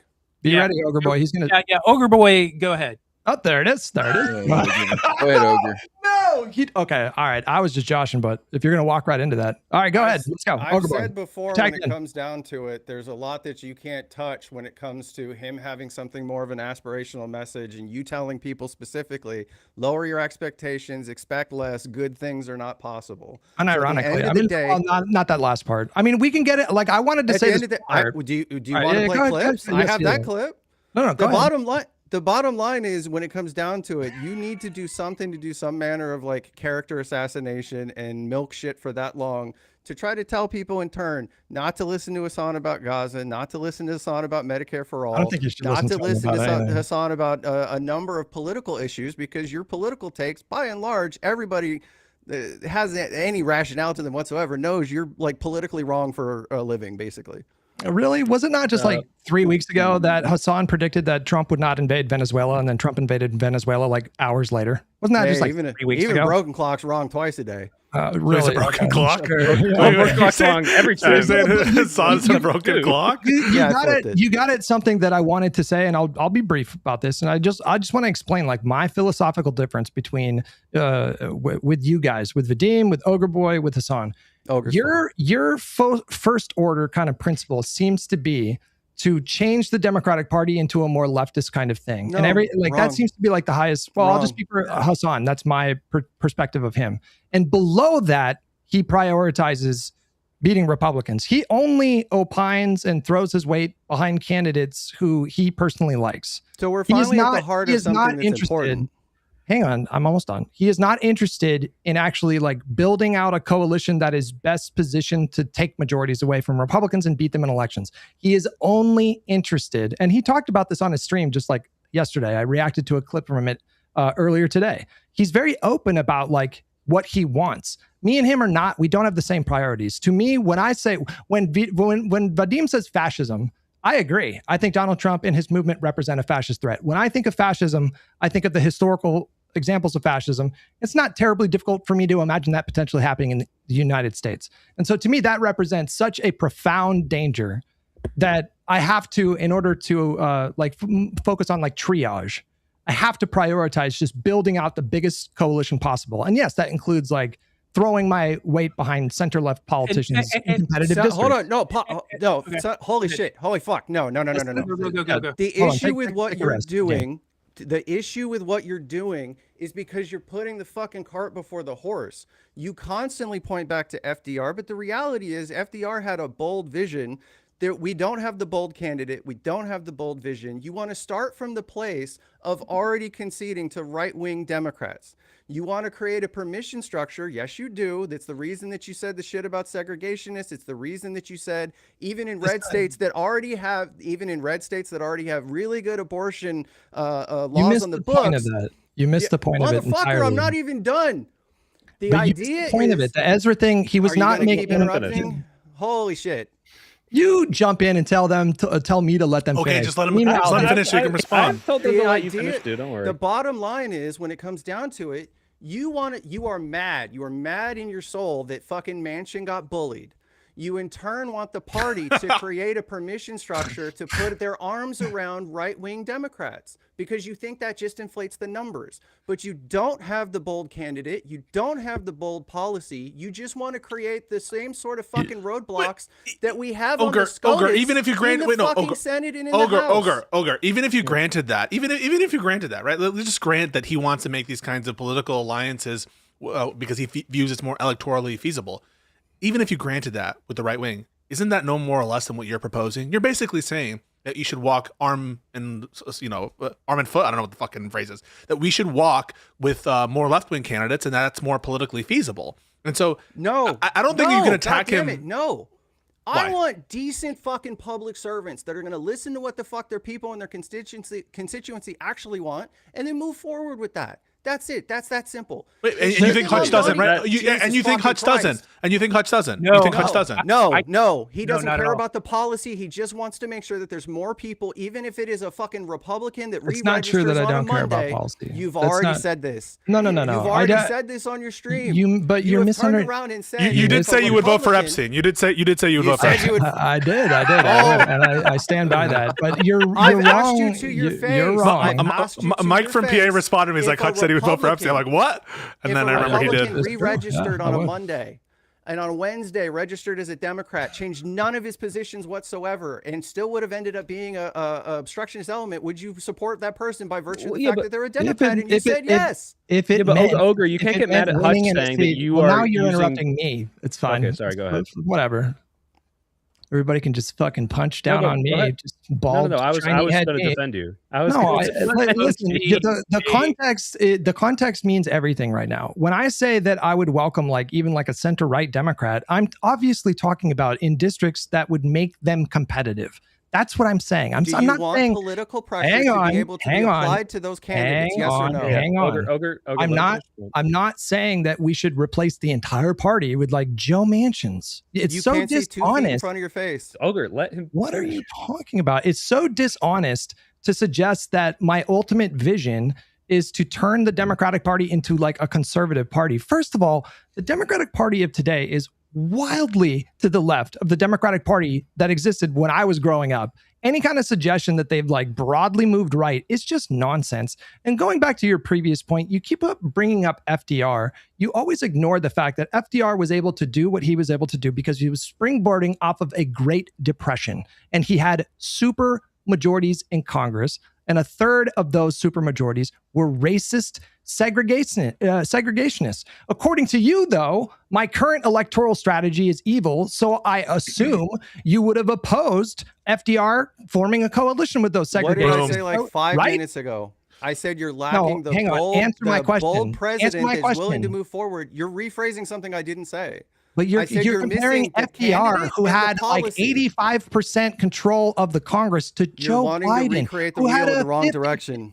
Senate, bro. It's not an appropriate comparison. It doesn't make any sense. Vadim, you raised your hand when Hutch said that this wasn't the most left the Democrats have been. I think that's true. So do you disagree? I have 2 things. Yes, I disagree, but I really, more than anything, I want to point out that Hutch, you are not an ally of the little guy. You identify yourself as an abundance liberal. Abundance is overwhelmingly funded by Koch brothers affiliated groups. What is abundance? What does it mean to you? What do you mean? What is the philosophy of abundance? It's also they are fundamentally. What is abundance? Dude, let me speak. Okay. The abundance is also the people who fund it are also overwhelmingly anti-union. And lastly, just recently, Bari Weiss funded abundance. When she funded abundance. What are you talking about? When Bari Weiss recently appointed 18 new bullshit artists for to CBS. I'm sure you guys know what I'm talking about the way that she has completely wrecked CBS. She chose not Ezra Klein, but I forget his name, Derek Thompson. He is joining all of these COVID deniers and just the absolute not COVID deniers. I'm sorry. Vaccine deniers and whatnot, and that's kind of a guilt by association argument. Do you really? I have my problems with Derek Thompson. The whole book is about how much he likes COVID vaccines, right? He thought it was amazing. Yeah, there was 100%, a whole section. Yeah. His chapter specifically. So by the way, Derek Thompson's chapters specifically were about you is the kiss of death. There is no. Wait, hold on, Vadim. Did you read it? Did you read the book? Look. I'm not going to go into. Did you read the book? I have another point. You're not going to go into that. Did you read the book? Derek Thompson's chapters? Derek Thompson's chapters. I've listened to a lot of people who I think are far more. Why don't you read the book before opining on it? Dissecting it than you. And by the way, like you're deflecting to other people again. By the way, you should. Other people can make your arguments for you. Apparently, call into. I'm not an abundance expert, so I'm not going to go into talking about it. Vadim, if you're going to call, because I consider myself pro abundance. If you say abundance is like, oh, we're not for the little guy. I mean, like I think the arguments are pretty salient, and to say that we somehow are like anti small people because, but you haven't like you don't understand what the arguments of abundance are. I think that you are attaching yourself to a movement that you don't even know what the movement is. You really don't. What is abundance? What is it all about? Dude, I'm not going to get into what. What is abundance? If you're saying it's bad, what is it? The very sensible fact. You're saying it's bad. What is it?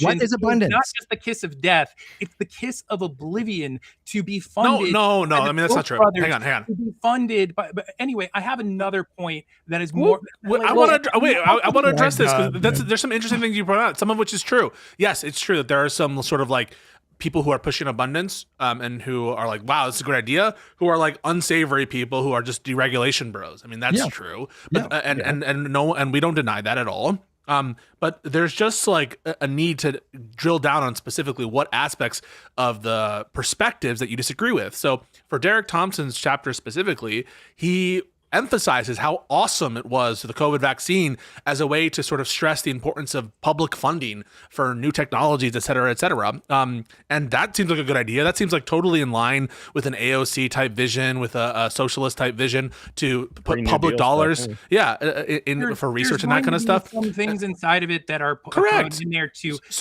I know. So you started this. So wait, let me just finish. And this will be the last thing. The last sentence, I'll let you talk. Last sentence, I'll let you talk. Okay. You started this whole thing about thought terminating cliches, and I'm like, I don't like thought terminating cliches. One thought terminating cliche is abundance. Oh, just fucking Koch brothers. I think that's a thought terminating cliche.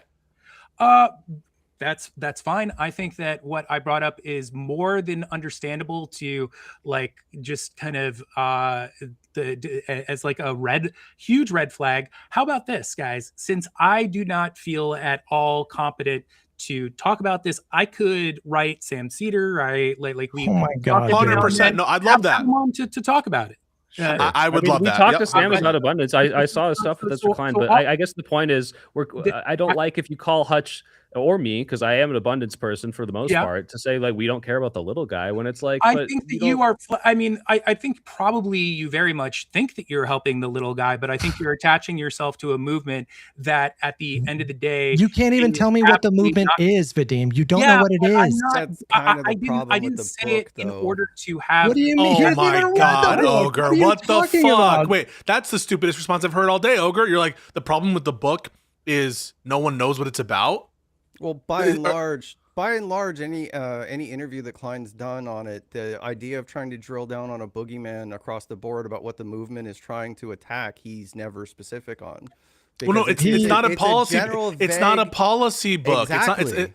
No, but it's not trying to be. It's not trying to be a policy enough prescription. People that are trying to treat it like it is a policy prescription and overall movement. It is the thing that I'm the more concerned about more than anything else is the idea of the deregulation piece, because it always seems to go in one direction. Well, listen, I have my critique. I'm not full on abundance, Bill. I'm like 70% on some of the stuff. Like, I don't agree, for example, some of the critiques of the BEAD funding that was done in some of these interviews afterwards. I think some of these are unfair critiques at Biden.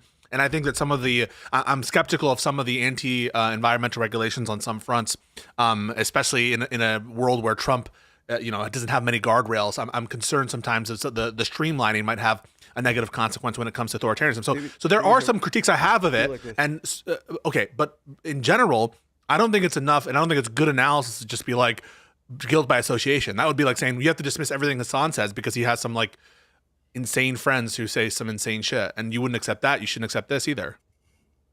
Yeah, and don't get me wrong, I think it's salient and good to be skeptical of like, why would the Koch brothers fund this? And it could be because of some malicious, like, Machiavellian plan to destroy like the left wing, but it also could be because they would make money off of housing, which, is, I don't like that the Koch brothers make money off of that, but I'm fine if it means that more people get more affordable housing. And I do think that is a condition of something that would happen. And just to be clear, like, as someone who lives in the Bay Area, like, I don't like the idea of regulations just being stripped away willy-nilly, but there's definitely a problem over over-regulation to the degree that it doesn't allow us to build housing in San Francisco, and it sucks, and I wish we had a way around it.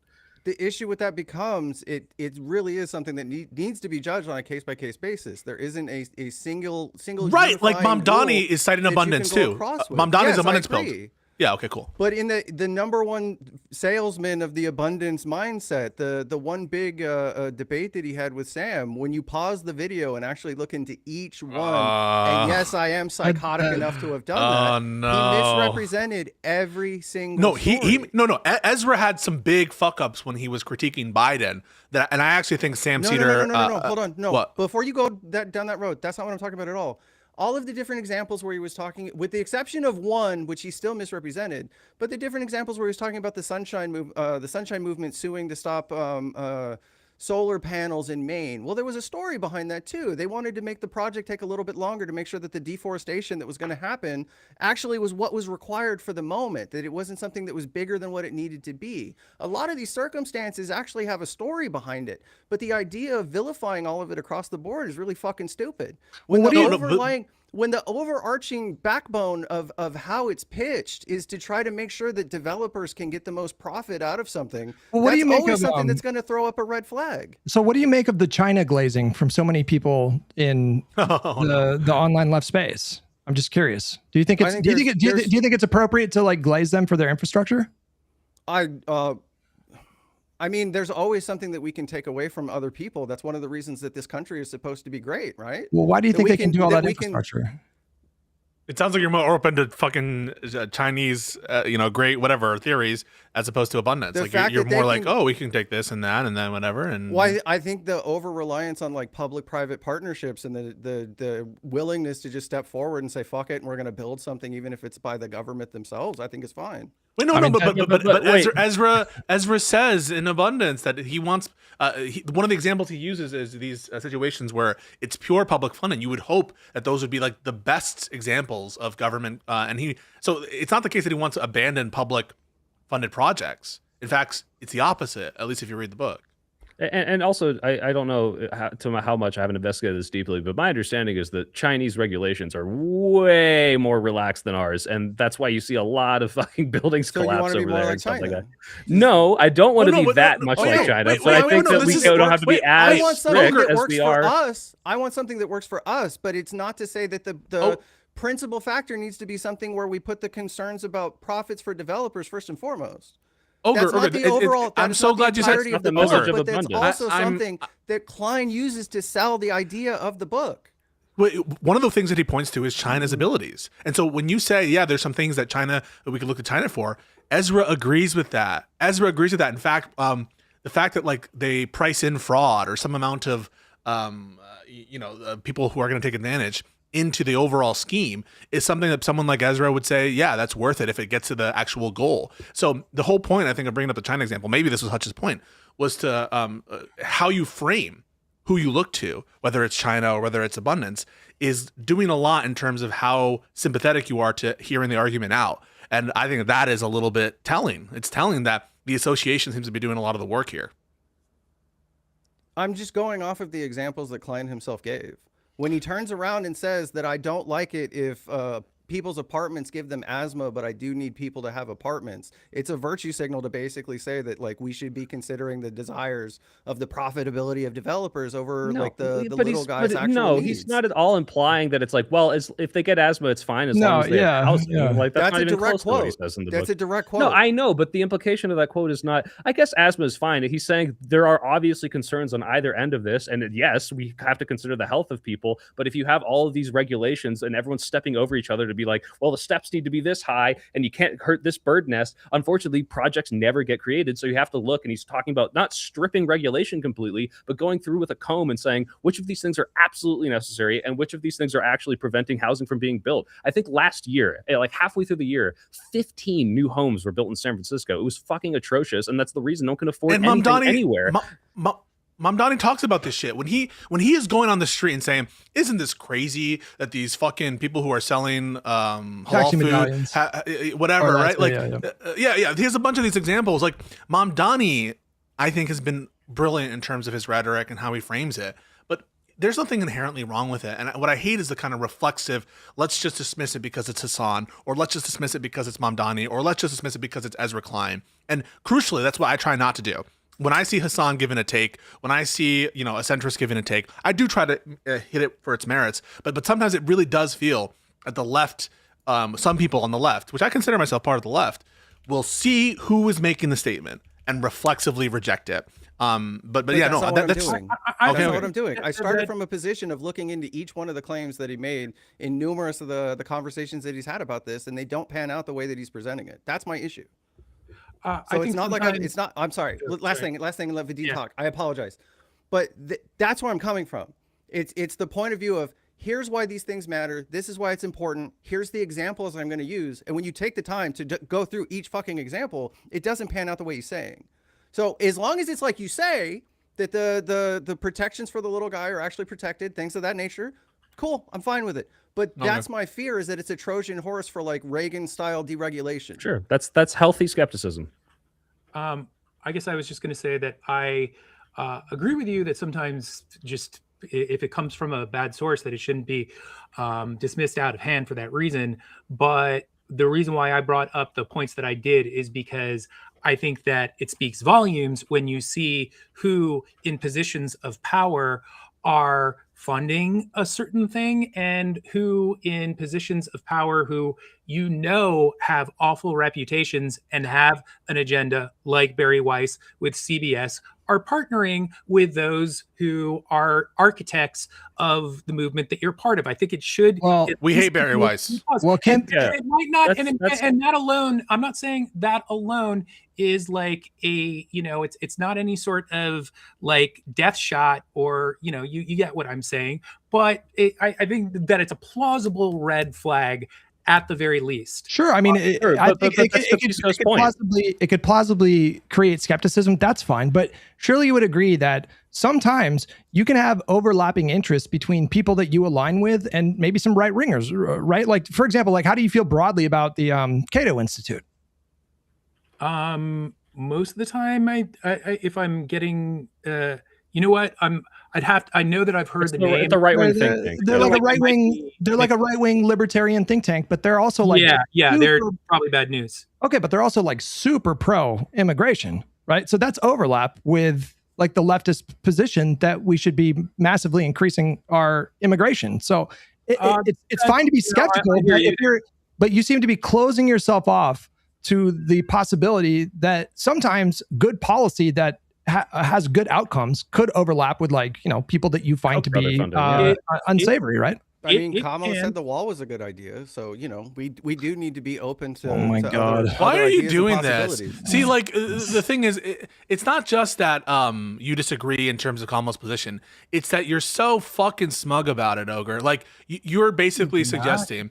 Yes, he is. In that moment, what is he doing there?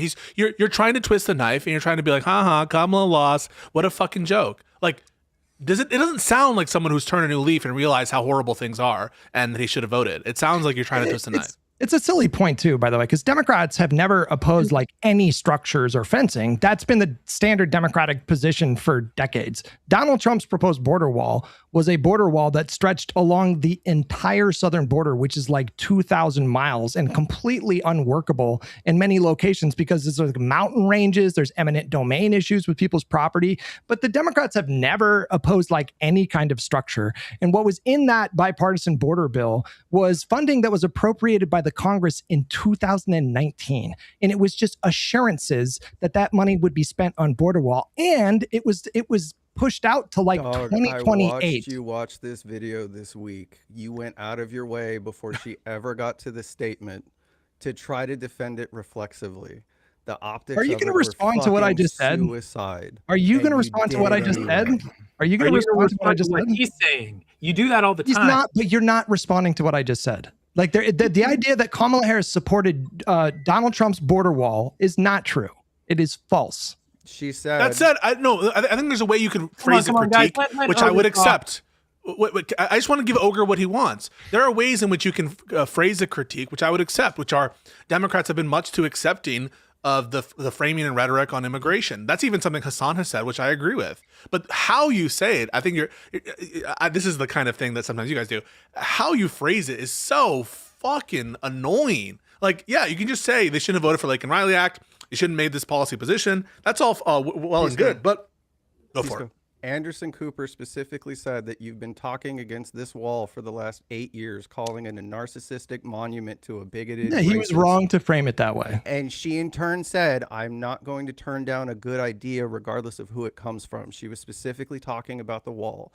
That was a moment. She was obviously responding.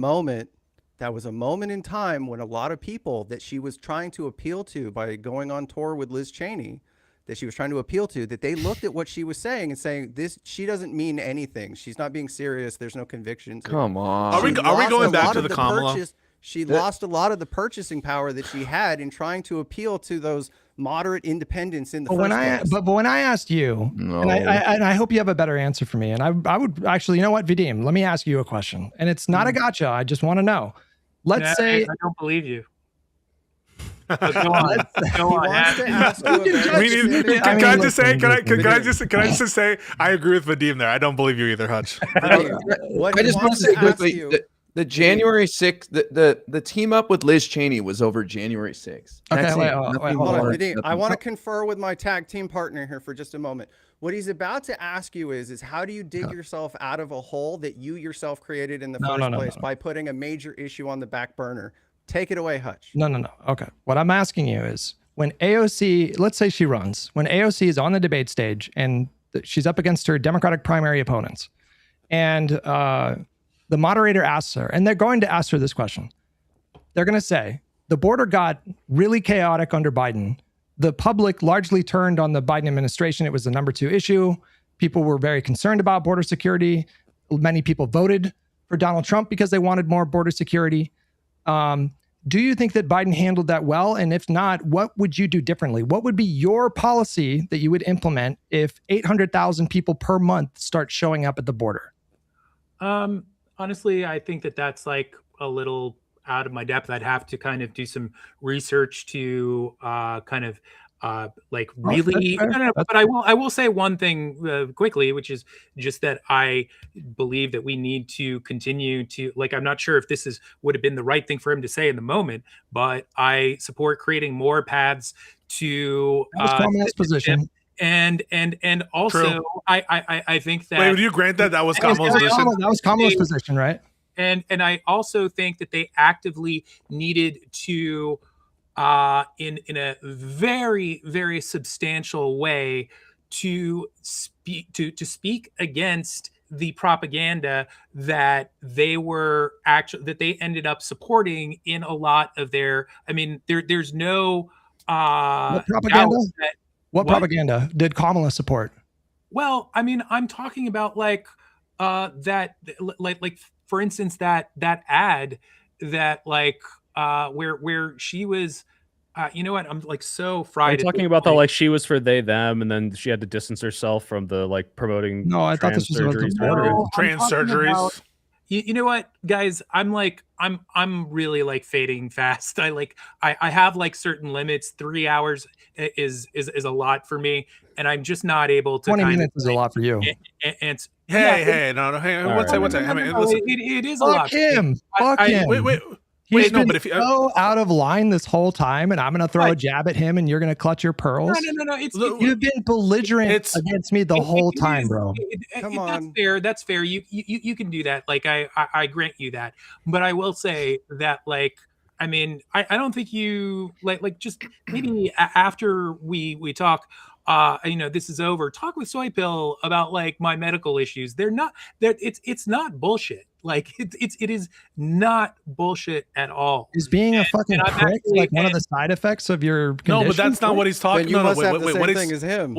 What he's talking about has to do with his stamina for doing it, not about him being a prick earlier. I mean, that's the difference. It's really it's very much about that.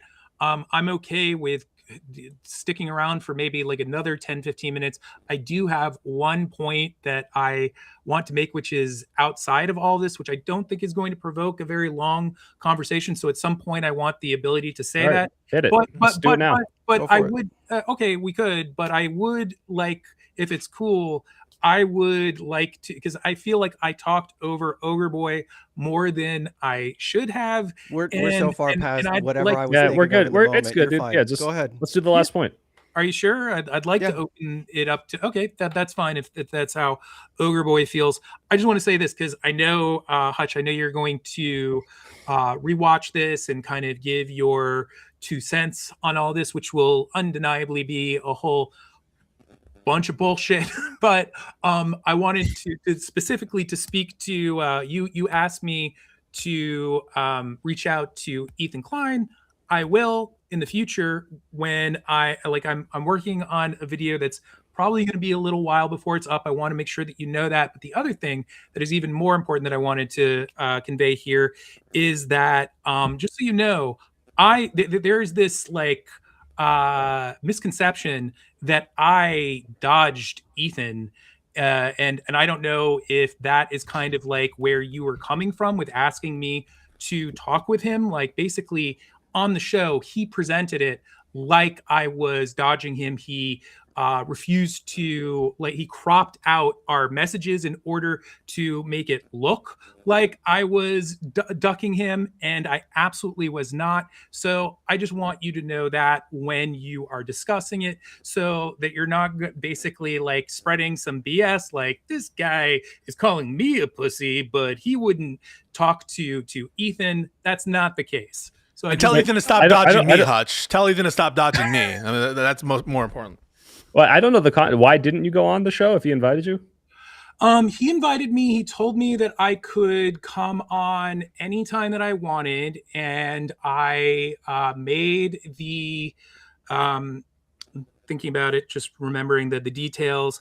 I made the date with them, and then something came up on my end. I wrote them and said that I couldn't make it. And then literally 1 minute after that, I wrote like, but I want to reschedule as soon as possible. Give me a list of dates, like something like that.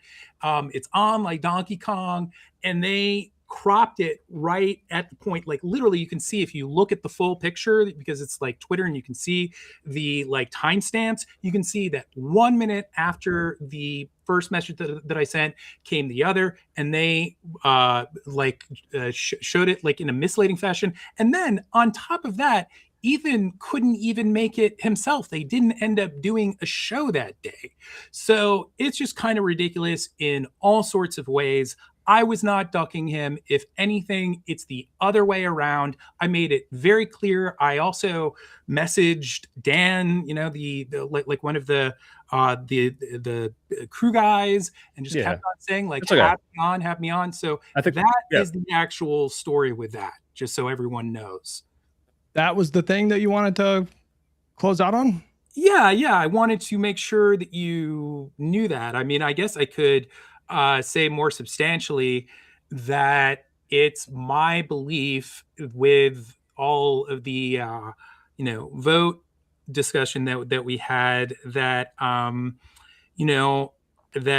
I think that by shaming those who took a principled stand inside that situation, it's my belief that you guys are actually creating more voter apathy by creating this, contributing to this feel of it being kind of like, it's our club, you're in, you guys are out. And I wouldn't feel that way. I wouldn't feel that way if I didn't think that those people were actually doing something active to create a necessary change that they felt like they had to do. Like, again, like I don't dispute. I don't think that they worked against the endeavor for Kamala to win. I think that they actively did something to like help the situation, and that's That's the way. Listen, Vadim, I don't even shame necessarily Trump supporters in general. I think they deserve it, but like a lot of the times you can embrace these people with empathy and like have them admit they made a mistake. The problem is when these people who chose to do what you say, take a principled stance, then come out and talk shit about the Democrats, like, wow, look how awful this is, and this should have happened. It's like, well, what did you do? And the answer is, in my opinion, not enough. So it's not people that everyone on vote shaming. It's specifically the shit talkers. I go on the Vanguard. I go talk to lefty people. I go on fucking Crystal and Kyle. I interface with these people in good faith, and I don't at every opportunity say, you know what, Crystal Ball, you really should have endorsed Kamala Harris. I don't do that shit. But it's when people come with this attitude and start talking shit, that's bullshit, and I want to call that out. Yeah, I respect that. I respect that, but that's like why I'm here talking about this in the first place. Well, Hutch guys, Hutch is trying to talk. Hutch is trying to talk. Thank you.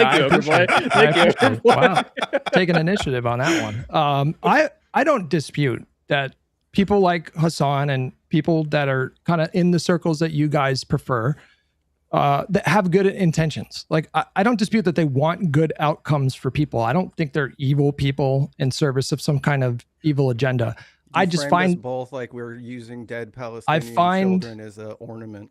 I find your tactics. Yeah. I firmly believe that. I find your tactics. Okay, then spare me the bullshit. I find your tactics to be completely incoherent. I don't know what principle you're upholding by taking some kind of action to materially assist Republicans winning elections. I don't think that gets you anywhere closer to your goal. And kind of expanding on that a little bit, I don't think it positions you guys to actually extract more concessions in the future, because if the party apparatus views your particular wing of like left-wing politics, or supposedly the Democratic Party coalition, if they view you guys to be unreliable members of the coalition, I don't know why they would prioritize trying to curry favor with you guys over pivoting to the center. I'm saying that you can push politicians when they're in office, and I think Biden is a really fucking good example of this. Like, he was pushed left on a number of issues. You had an open door with Biden. You had an open door, but not on everything.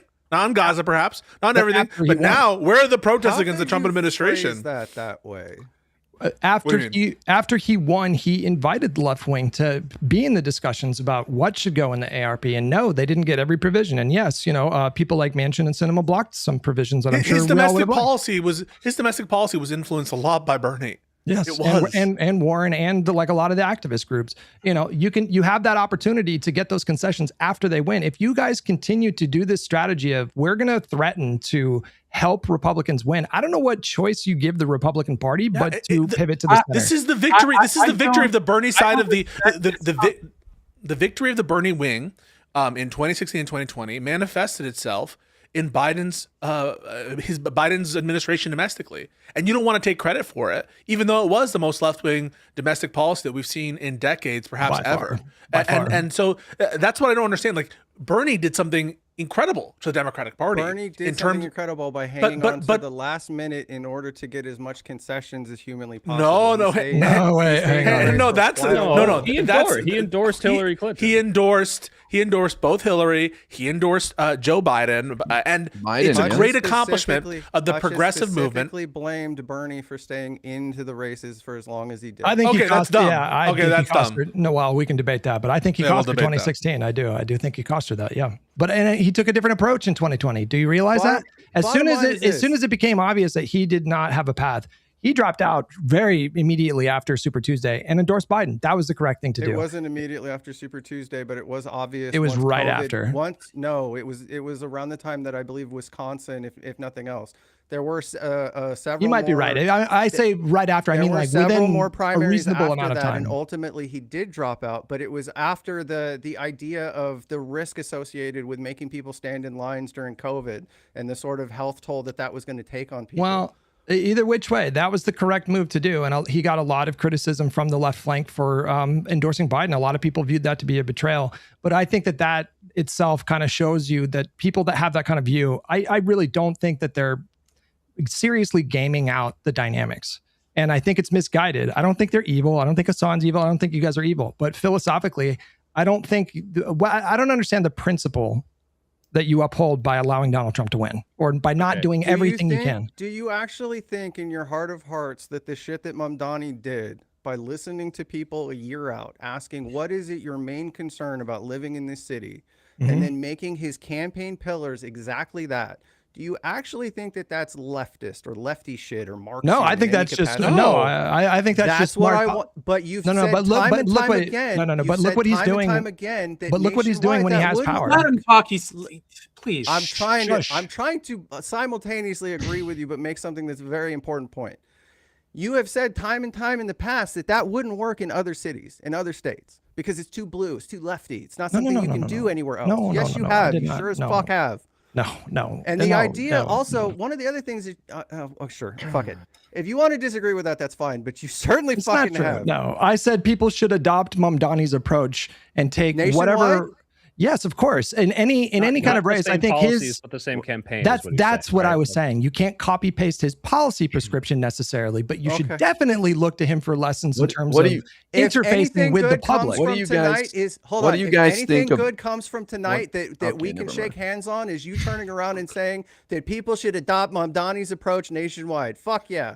In terms of interface, what do you fucking think of Mamdani endorsing Hochul, you fucks?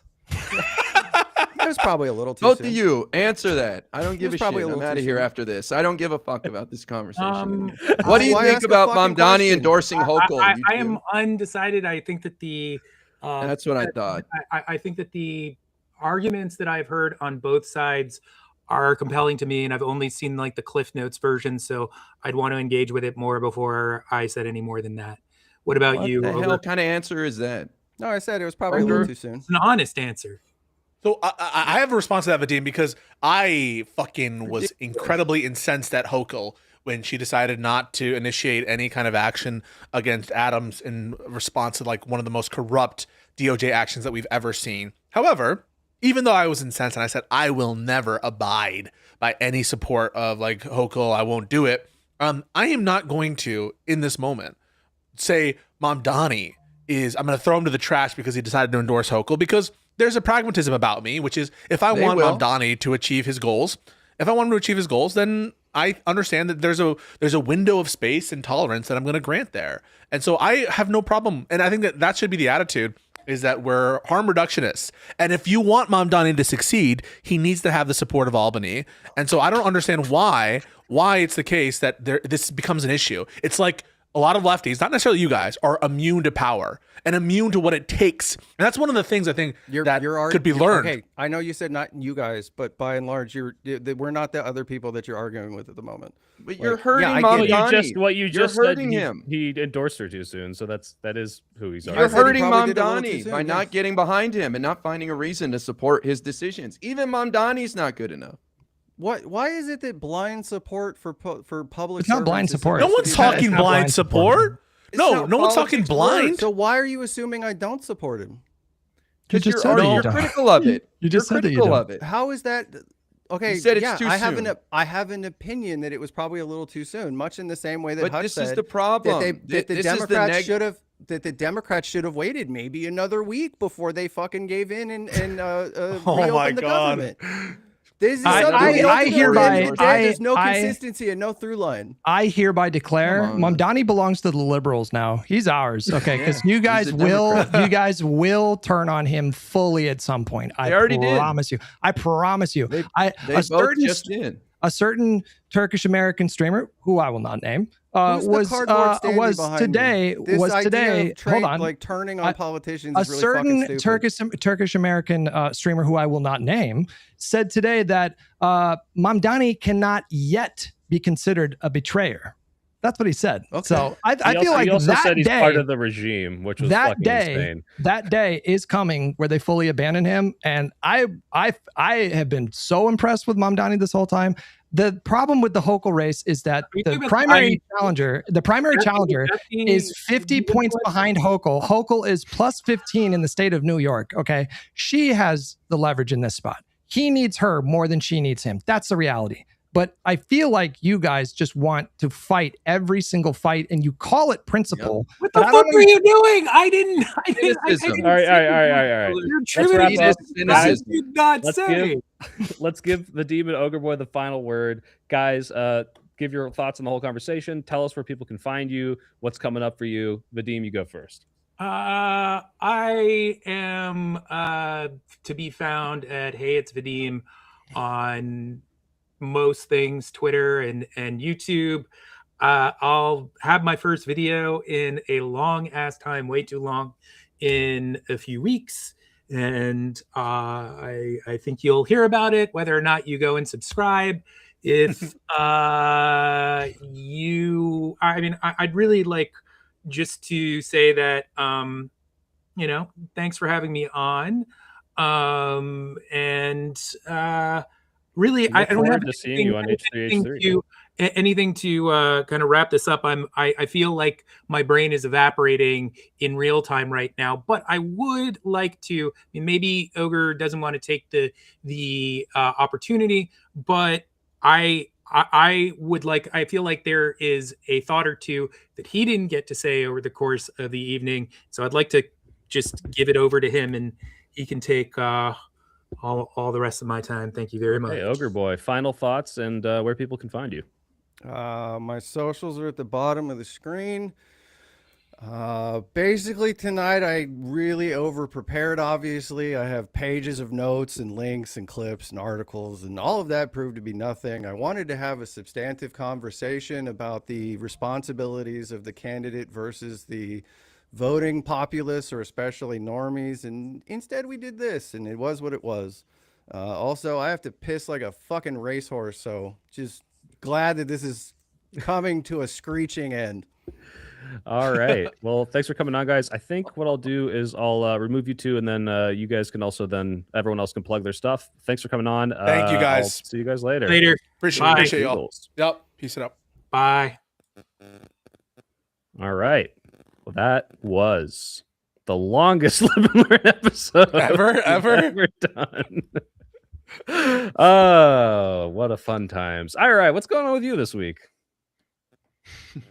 Nothing exciting. I just want to say the reason why I freaked out on them is because it's this just constant cynicism that they can't get behind anything and get positive about anything. And it's this like death spiral that they're constantly in that will prevent them from getting power and just drags down the left. And this is why I don't engage with these kind of people. And I just leave them to their own misery. The goalposts have wheels. You can never win them over. Even Mamdani's not good enough for them. And it's just, they've got to figure it out, man. They've got to figure it out. I think one of the saving graces of Bernie not winning, because I did want him to win, is that he didn't win and have everyone turn on him. And even now they are, when it's like, oh, like, how dare you endorse Biden? How dare you like vote for this bill on Israel? And it's like, fuck, like, this is the best we have for what our views are. It is very frustrating. Hutch, what's going on with you this week? Hold on, just real quickly. Finally, I just want to say, you have to go out of your way to find reasons to like candidates. They're never going to check off all the boxes. Never. I voted for Bernie in 2016. I voted for Bernie in 2020. I was happy to vote for Hillary, happy to vote for Biden. I went out of my way to find reasons to support them, just like all the Democrats. They're never going to be perfect. You have to find reasons to support them and put out positivity. That's all I got to say. Yeah. Hutch. I think if everybody on the left had IRI's perspective, we would literally have like flying cars and med beds by now. we would be living in the meme of like, the earth if blah, blah, blah happened. But, so I always appreciate your perspective. I'm glad that you're a part of this podcast, and I want to hear you speak more next time. I feel bad that you were sitting there for like an hour and charging up. He was charging up. Shut the fuck up for like 3 hours, and he finally let it out. That was he snapped. I've never heard rage a snap release. Like that. Yeah. I got nothing in particular going on this week. It's just regular streams starting. They're supposed to start at 8:30 a.m. Pacific, but I've been sleeping in a little bit. I'll be live for the rest of the week through Friday, and then again on Sunday. All right, Pisco, what's going on with you? Pisco, I also want to say, bro, that energy was crazy tonight, bro. I've never seen it. That was like, you've never seen me. No, this is what's true. so annoying because I'm usually on the receiving end of that, and so I was like, no. With Lefty specifically, this is the exact energy I brought to Prime Kai. Anytime I hear these same kinds of arguments, which isn't what we were talking about with respect to, for example, the Vanguard. When we brought them on, it was like, how can Biden improve to enact Biden's agenda? Very different conversation than the kind of deflections that we saw tonight. And I I have never been one to like not be very passionate and excited when those like I think bad faith deflections rear their heads. And yeah, so all he's saying is it's like when Vegeta finally stopped punching Goku and then punched the Cell with him, and it's like, oh my god, no, Vegeta. but no, the difference is it's not like I decide cynically when to turn on my anger or whatever based on like who I think has more clout or based on like it's just it comes from within. It's like I hear the thing and it triggers me to sort of stand up and say something. And to be honest, yeah, you have it on full display, which is you can grant that Kamala did something bad. You can grant that, you know, this or that is bad, but the failure to answer the question when asked or to say something like, well, you know, Hutch is responsible for the genocide in a way that like lefties aren't responsible for electoral results when there's way more attenuation between Hutch and the genocide versus like an elected official and the results of an election vis-a-vis their, you know, constituents, etc. I find it ridiculous. I find it absolutely preposterous. And especially when it's like the perfect example of cyclical conversations wherein you think you make progress sometimes, for example, Ogre Boy, but then he starts talking. It's like, well, did we actually make progress? Did you actually recognize that, you know, something wrong happened here? But I would distinguish what you just heard and what you just saw with other people with whom are on the left and where there's, I think, good engagement to be had.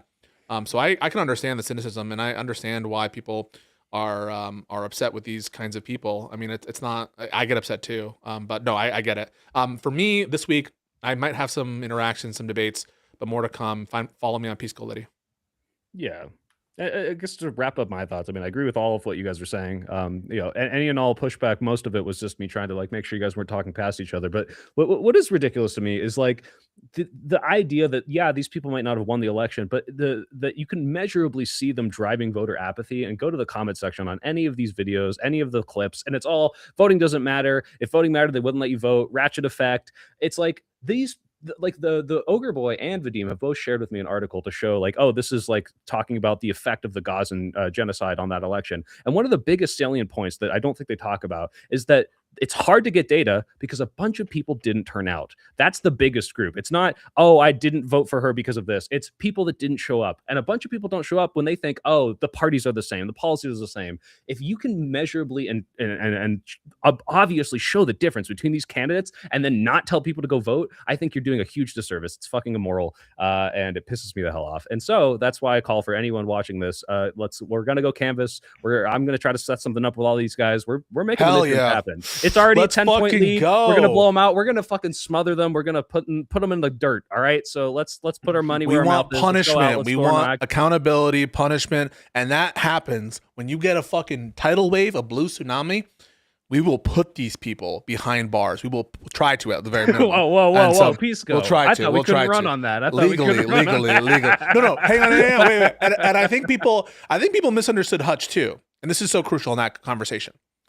Our conversation with Josiah was a part of it, was just about what the president should say. Yep. I never heard Hutch say that we can't say lock him up. I'm going to say lock him up because I think they did crimes. And so I have no problem saying lock him up. And guess what? I do it every fucking week. That was just a very limited conversation about what the president specifically should say in DOJ. So I think that we should. President, we got this. Yeah. So for those of you who aren't trying to assume the office of presidency, go wild. I think you all should be talking about locking them up and them being criminals. Hell yeah.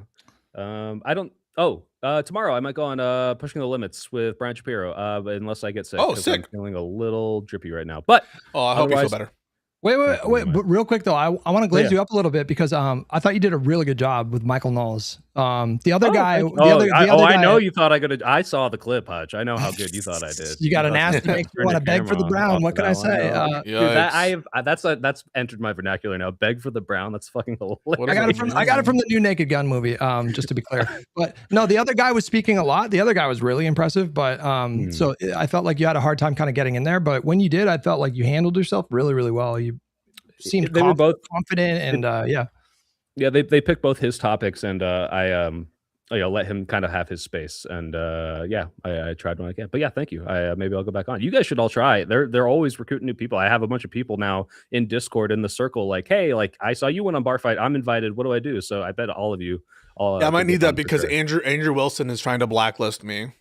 because every time he calls people out for debate dodging, I'm just like, wait, you're debate dodging me, bro. And then he's like, if you keep doing this, I'm gonna tell all my like platforms never to interact with you. I'm like, all right, bet, Yeah. fucking bet, Guy, dude. Definitely. And Guy, I think you'd be fucking perfect for that. Like you have the aesthetic and everything, and you just have like the way you demolish Ben Shapiro. Imagine that, but then Michael Knowles is like a huge fucking pushover. Like he just lets you just say whatever he wants, and he has no room to stand on. So do it, guys. And thanks for tuning in, everyone. Sorry, I know some people thought this was painful. I thought it was mostly entertaining, but also maybe not mostly peaceful. But we had a good time, mostly peaceful conversation. So tune in next week. Check all these guys out.